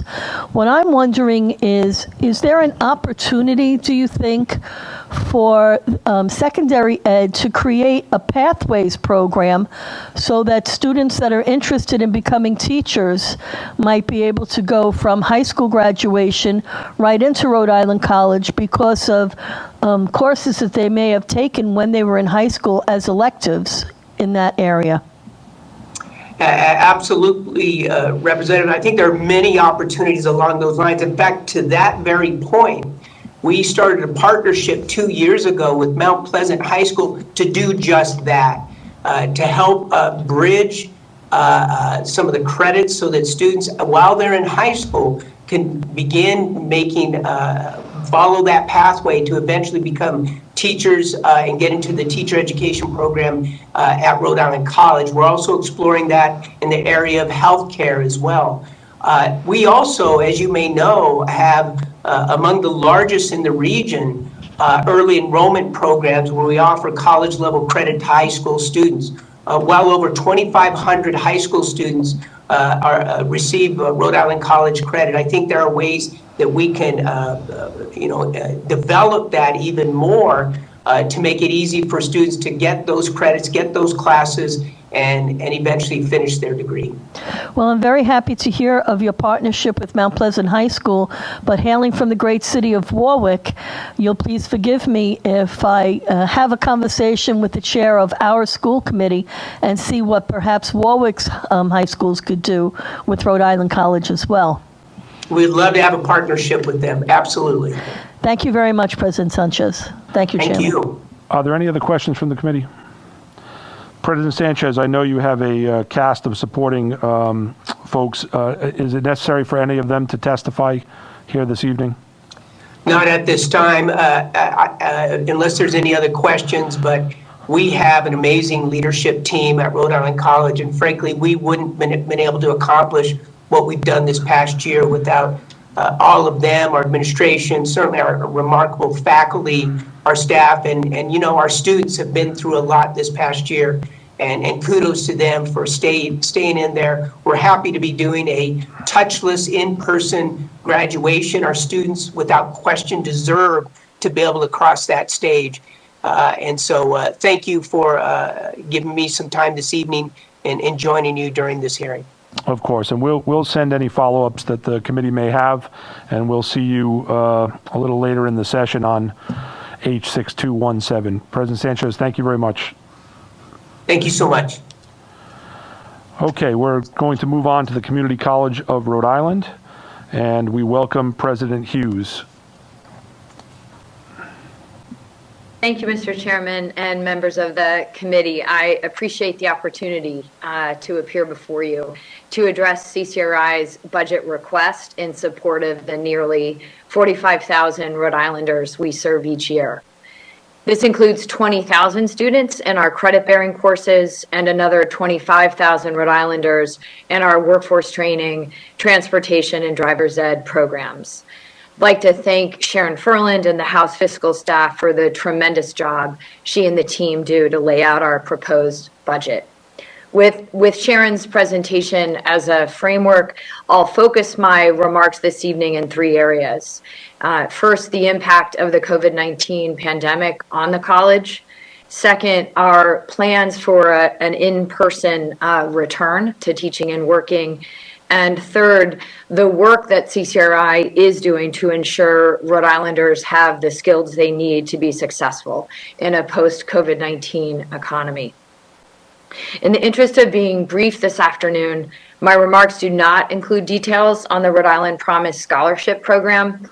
As you know, we came before the Finance Committee recently on the standalone legislation, and last week the committee passed an amended version of that bill. We want to thank you. We want to thank the committee for its passage, and we support the amended version. I'd also like to thank Speaker Shekarchi and the sponsors of the legislation, as well as the Finance Committee for its support of the scholarship, which is so important for giving Rhode Island students and their families the security of knowing that a college degree is attainable. And so where I'd like to start is 14 months ago, when in the response to the COVID-19 pandemic, CCRI pivoted to 100% remote learning, teaching, and working. The entire college was required to act quickly, and I am deeply grateful. I'm deeply grateful to our faculty who worked so tirelessly to convert their courses, to our staff, the entire staff who shifted how we deliver student services, and finally to college operations for adjusting their approach to our daily work. This pandemic has required that we all learn how to teach, learn, and work in ways we never anticipated. And it has proven what we've long known about our students, and that is that they are resilient, they are hardworking, and they are committed to their education. I know that we will apply the lessons learned from this pandemic to even more efficiently and effectively serve our students. And I hoped to give just a couple of examples for the kind of new way of working that we've needed to convert to and how we will hold on to some of those practices. So, for example, our financial aid department has created a virtual drop-in program. And that's where our students can now virtually drop into that office throughout the day to speak directly with a counselor and without needing an appointment or coming to campus. That is something that team, the financial aid team, has found has really done that job of just meeting our students where they are, and has been just so important in order to connect our students to the financial resources that we know they need to stay in school.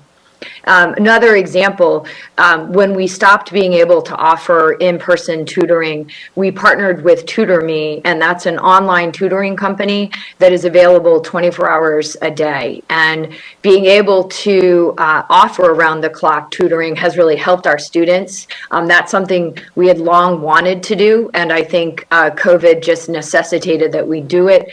I know from multiple conversations with CCRI students, including some of my advisees, that it really has had a positive impact. And so both of those examples, I think, are illustrative of how we've had to adapt and how we'll hold on to some of those adaptations even as we return to campus this summer and this fall. So I really want to thank the folks on all of those teams who figured out creative ways to respond to the impact of the pandemic on our students. So with that, I'd like to turn to our enrollment numbers now. Our enrollment for last fall, so fall of 2020, right in the middle of the pandemic, was down by 7.4% over the previous year. And like community colleges all over the United States, our spring enrollment was down even more than that. And while, of course, this kind of decline is sobering and concerning, at the end of the day, when we had been facing a decline of 30% in the middle of last summer, we were grateful and pleased that we were able to narrow that gap. And that 7.4% decline is actually lower than what the national average is for community colleges, which is roughly 10%. So when we look ahead and we think about what we can anticipate enrollment to look like at CCRI, we're looking at what we're seeing nationally in terms of forecast. We're seeing the very significant downward pressure, particularly for new students, for first-year students. We anticipate that we will be coming out of this pandemic and recovering our enrollment numbers over at least the next year and possibly 2 years. And while I anticipate that the committee is very familiar and likely knows many CCRI students, why did we see this decline? You know, we know that our students are disproportionately impacted by the pandemic. We serve the highest number of Pell students of any higher education institution in the state. And for many of our students, being in college this year during the pandemic just wasn't an option.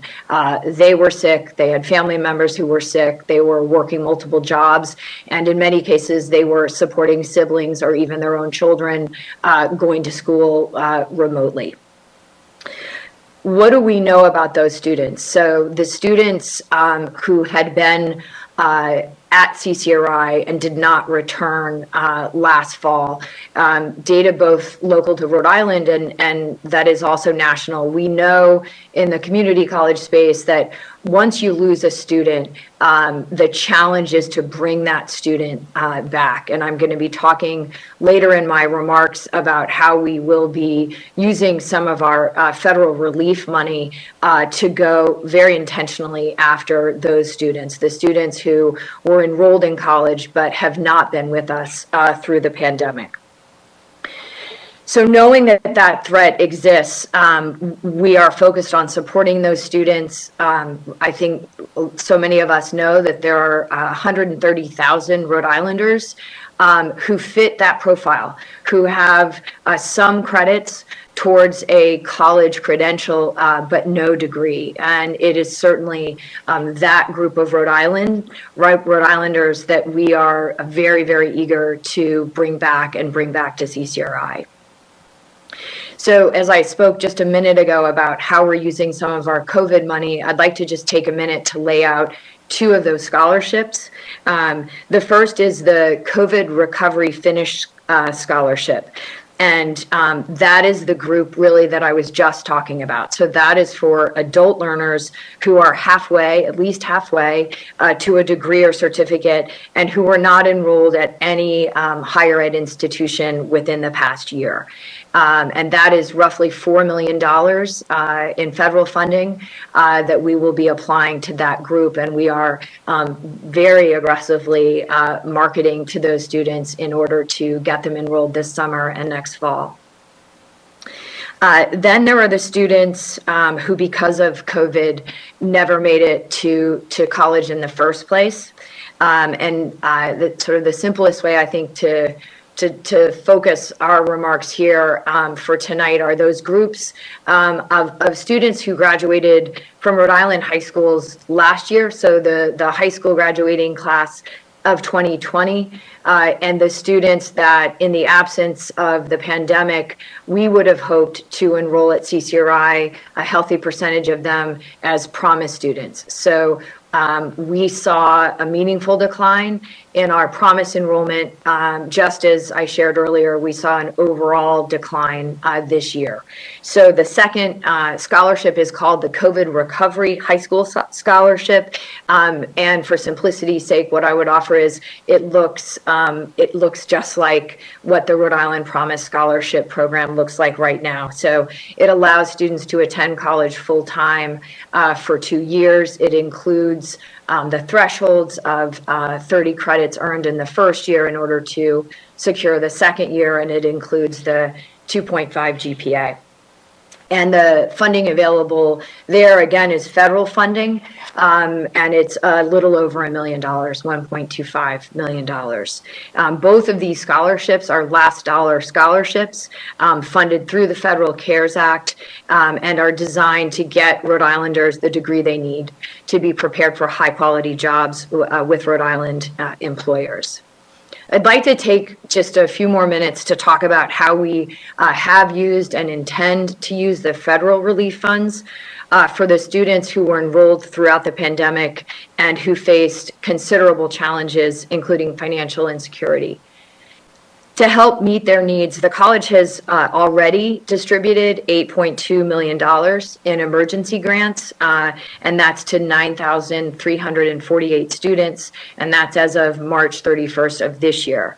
That kind of emergency relief was used to pay for things like laptops and Wi-Fi. So when we made that conversion, recognizing that so many of our students and their families were not set up for our students to be able to go to school online, we were able, thanks to this funding, to get that equipment into our students' homes quickly. Also went to just basic human needs, so rent,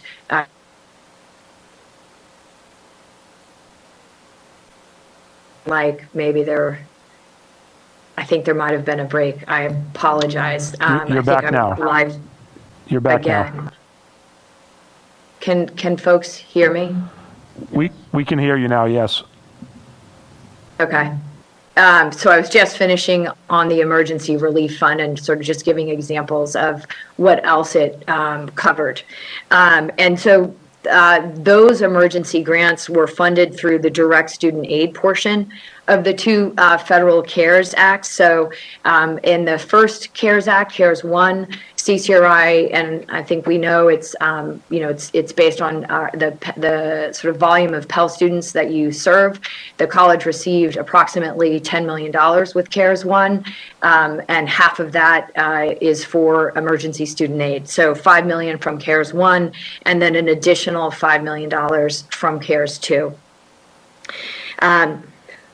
When we look back at this academic year, FY21, and we're beginning to look forward to summer, we know when we look across the continuum of what's happened here with our students, we've seen students not be able to enroll at all. We've also seen students just need to take fewer courses for all the reasons we've been discussing. And so in response to that, we are investing very intentionally this summer. We have 2 summer sessions, which we have been running over the last several years. I think that is actually one bright spot in the college in terms of college enrollment.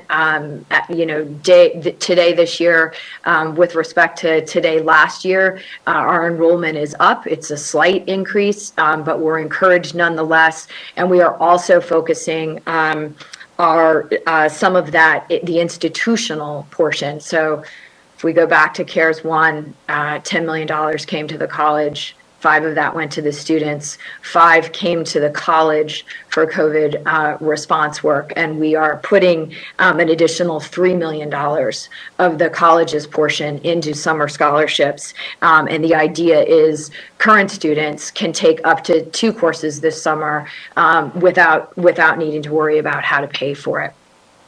And that really ties to the broader frame I was offering earlier, which is what we know is true about community colleges is when you lose a student, you just don't want to lose a student. You just want to keep the student enrolled and steady and with us so that we can support them through to graduation. So what I'd like to do now is talk briefly about what we're planning for our return to our 4 campuses this summer and fall. Looking ahead, we do intend to return to more robust course offerings on campus. Of course, as we have been doing throughout the pandemic, we will continue to follow the guidance of the CDC and Rhode Island's Department of Health. Based on what we can see currently, we are optimistic that we will be able to have a healthy return to our campuses, and our goal is to offer 25% of our summer courses on our campuses and 70% of our fall courses we hope to be able to hold in person. As you would anticipate, that's what our students are looking for. So we've listened to our students. They have very clearly communicated that for many of them, having the opportunity to take some online courses is helpful for the flexibility of their schedules. And they are very, very eager to be back in a classroom with their classmates and with their teachers and back at the college to have that in-person connection with our tutors and our advisors and all the other people that support their learning. So we're focused right now on a gradual return to campus, and we believe we can do so safely. Looking ahead to fall, we will be focused on closing that enrollment gap and recovering from the decline. As I previously shared, we don't believe this will be a 1-year recovery. We think it is more likely a 2-year recovery. And by that, I mean specifically with enrollment before we see our enrollment go back to the pre-COVID. So for us, that was the fall 2019 enrollment. What that means for the fiscal year that I'm presenting to the committee for FY22 is that we have projected a flat enrollment for 22 against FY21.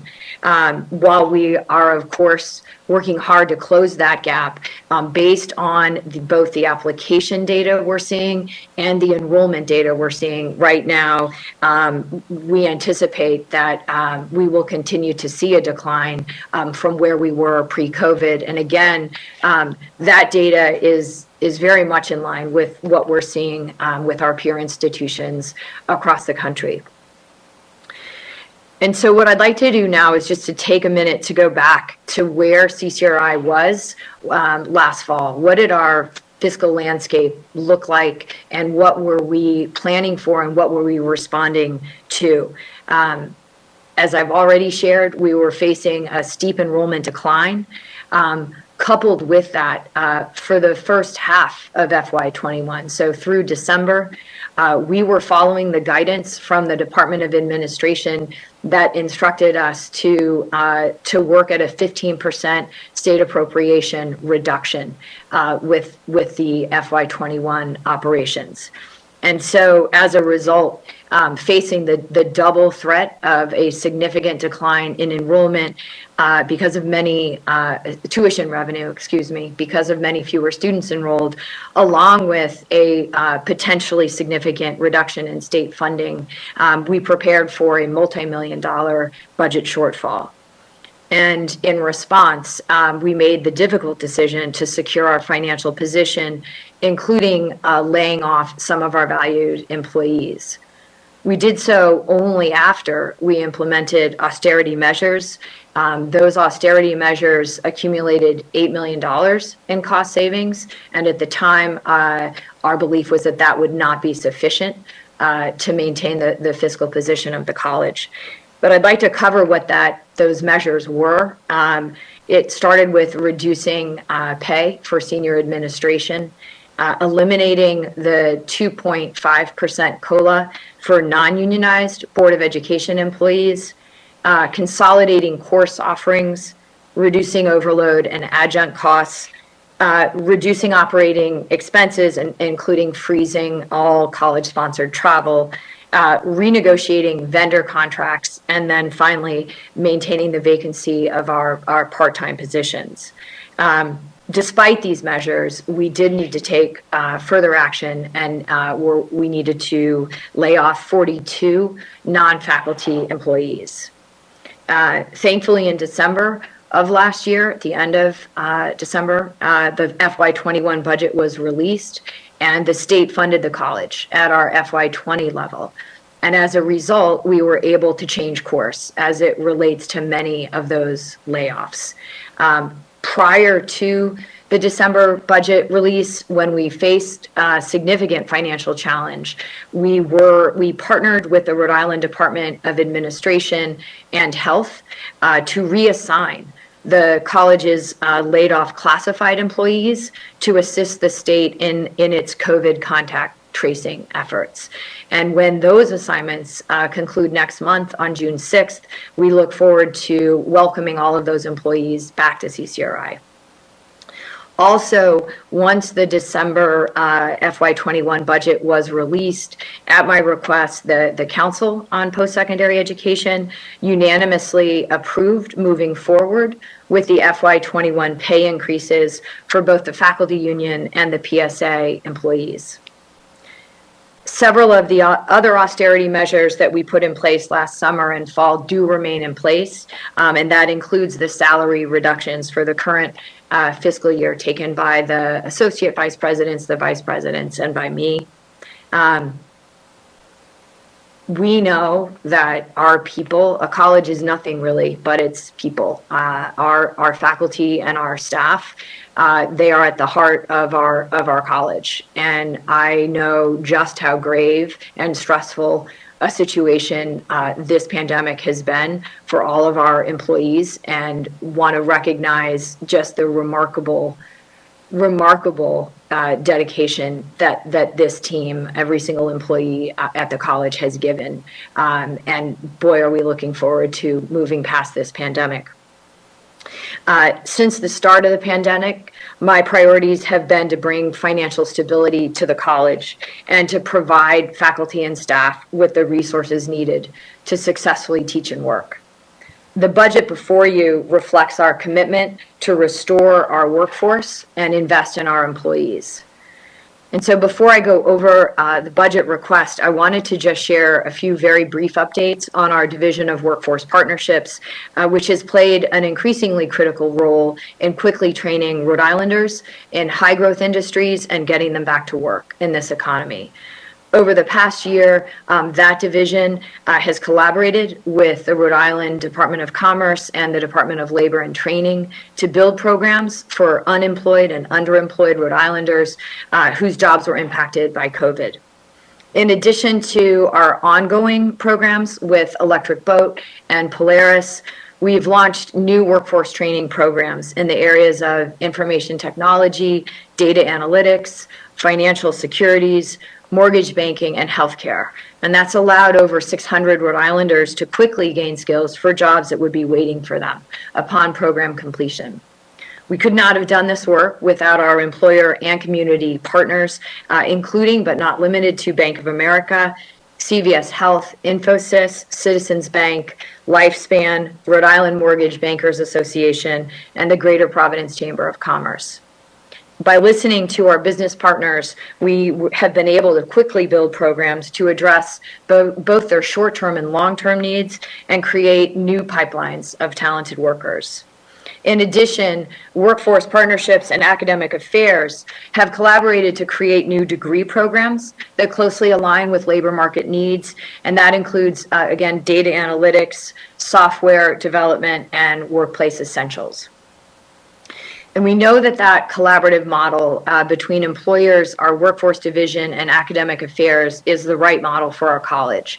And we look forward to developing additional stackable certificate and degree programs in areas where we know there is a need for highly skilled individuals. This model matters because it ensures our students can earn a degree in a field in which they will be immediately employable while continuing on to earn their bachelor's degree.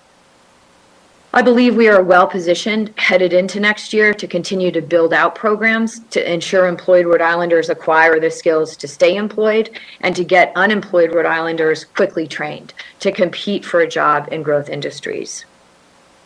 And so now I'd like to walk the committee through our budget request.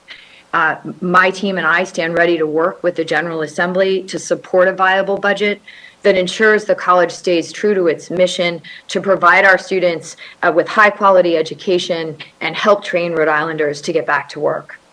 And it is through this lens that we developed our budget request, a budget that is based on the cost to run our institution, invest in our employees, and account for the services and instruction each student requires.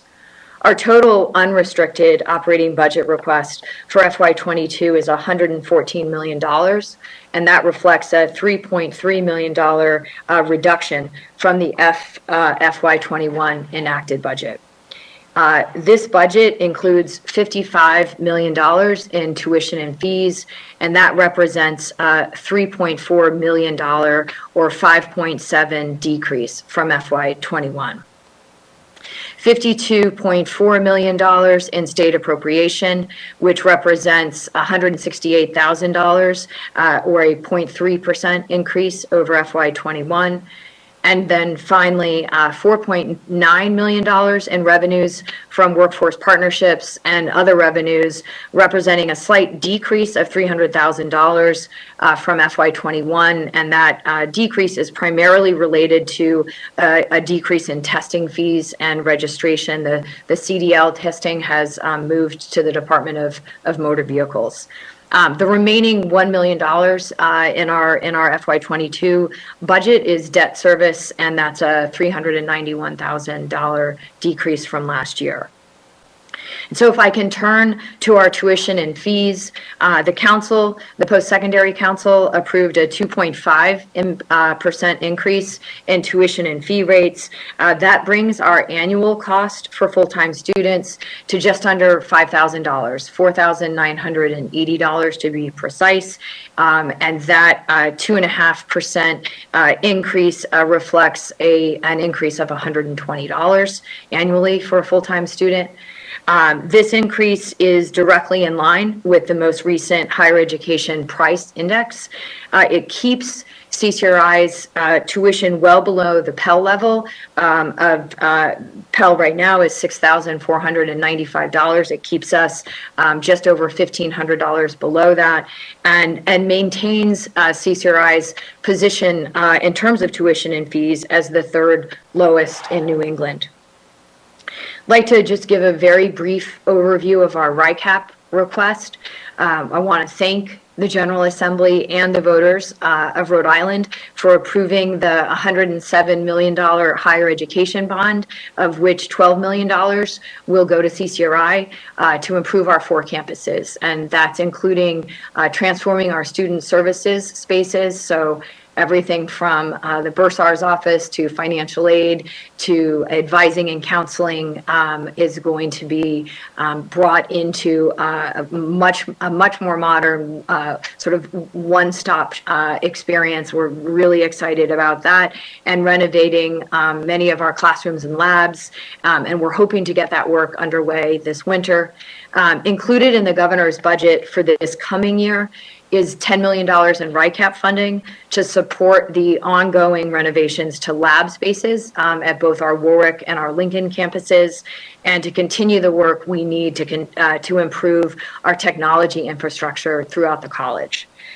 These are just such important investments in the college, and I really want to thank this committee and the General Assembly for its past support of RICAP funding for CCRI. Brief remarks on the federal CARES and ARP funding. While it's not included in the governor's budget proposal that is before you, I do want to provide a brief overview on the monies CCRI has received and anticipates receiving from the first 2 federal CARES Acts and the ARP. The initial CARES Act, or CARES 1, which I referenced previously, was enacted in May of last year and allocated $10.4 million to CCRI. And as I expressed earlier, $5 million of that was for direct student aid, and an additional $5.4 million to cover any costs associated with significant changes to the delivery of instruction due to the coronavirus and other institutional expenses. The second CARES Act, or CARES 2, was enacted this January. That allocates $22 million to CCRI, again, $5 million in direct student aid, and an additional $17 million for expenses directly related to the pandemic.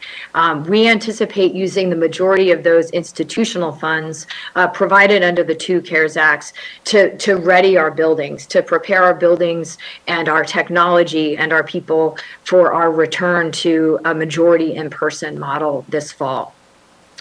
We are continuing to retrofit our classrooms to enhance online and hybrid learning, provide our people with PPE, and invest in technology and ongoing professional development for our faculty and staff. Finally, the American Rescue Plan Act, or ARP, was passed by Congress just 2 months ago in March, and we believe CCRI will be awarded $38 million, $19 million of which will be once again allocated for direct student aid. We're awaiting guidance from the U.S. Department of Education on how CCRI may use these institutional funds, but based on preliminary guidance, we believe it will be similar to the regulations of the first two CARES Act. So in closing, I just want to offer my gratitude and my appreciation and the college's gratitude and appreciation to this committee, to the General Assembly for the support you are giving CCRI to provide high quality educational and workforce training opportunities for Rhode Islanders. We are so grateful to you. And to Rhode Island taxpayers for your belief in our students and in our college, and we ask for your support. Thank you very much for your time this evening, and I'm happy to take questions.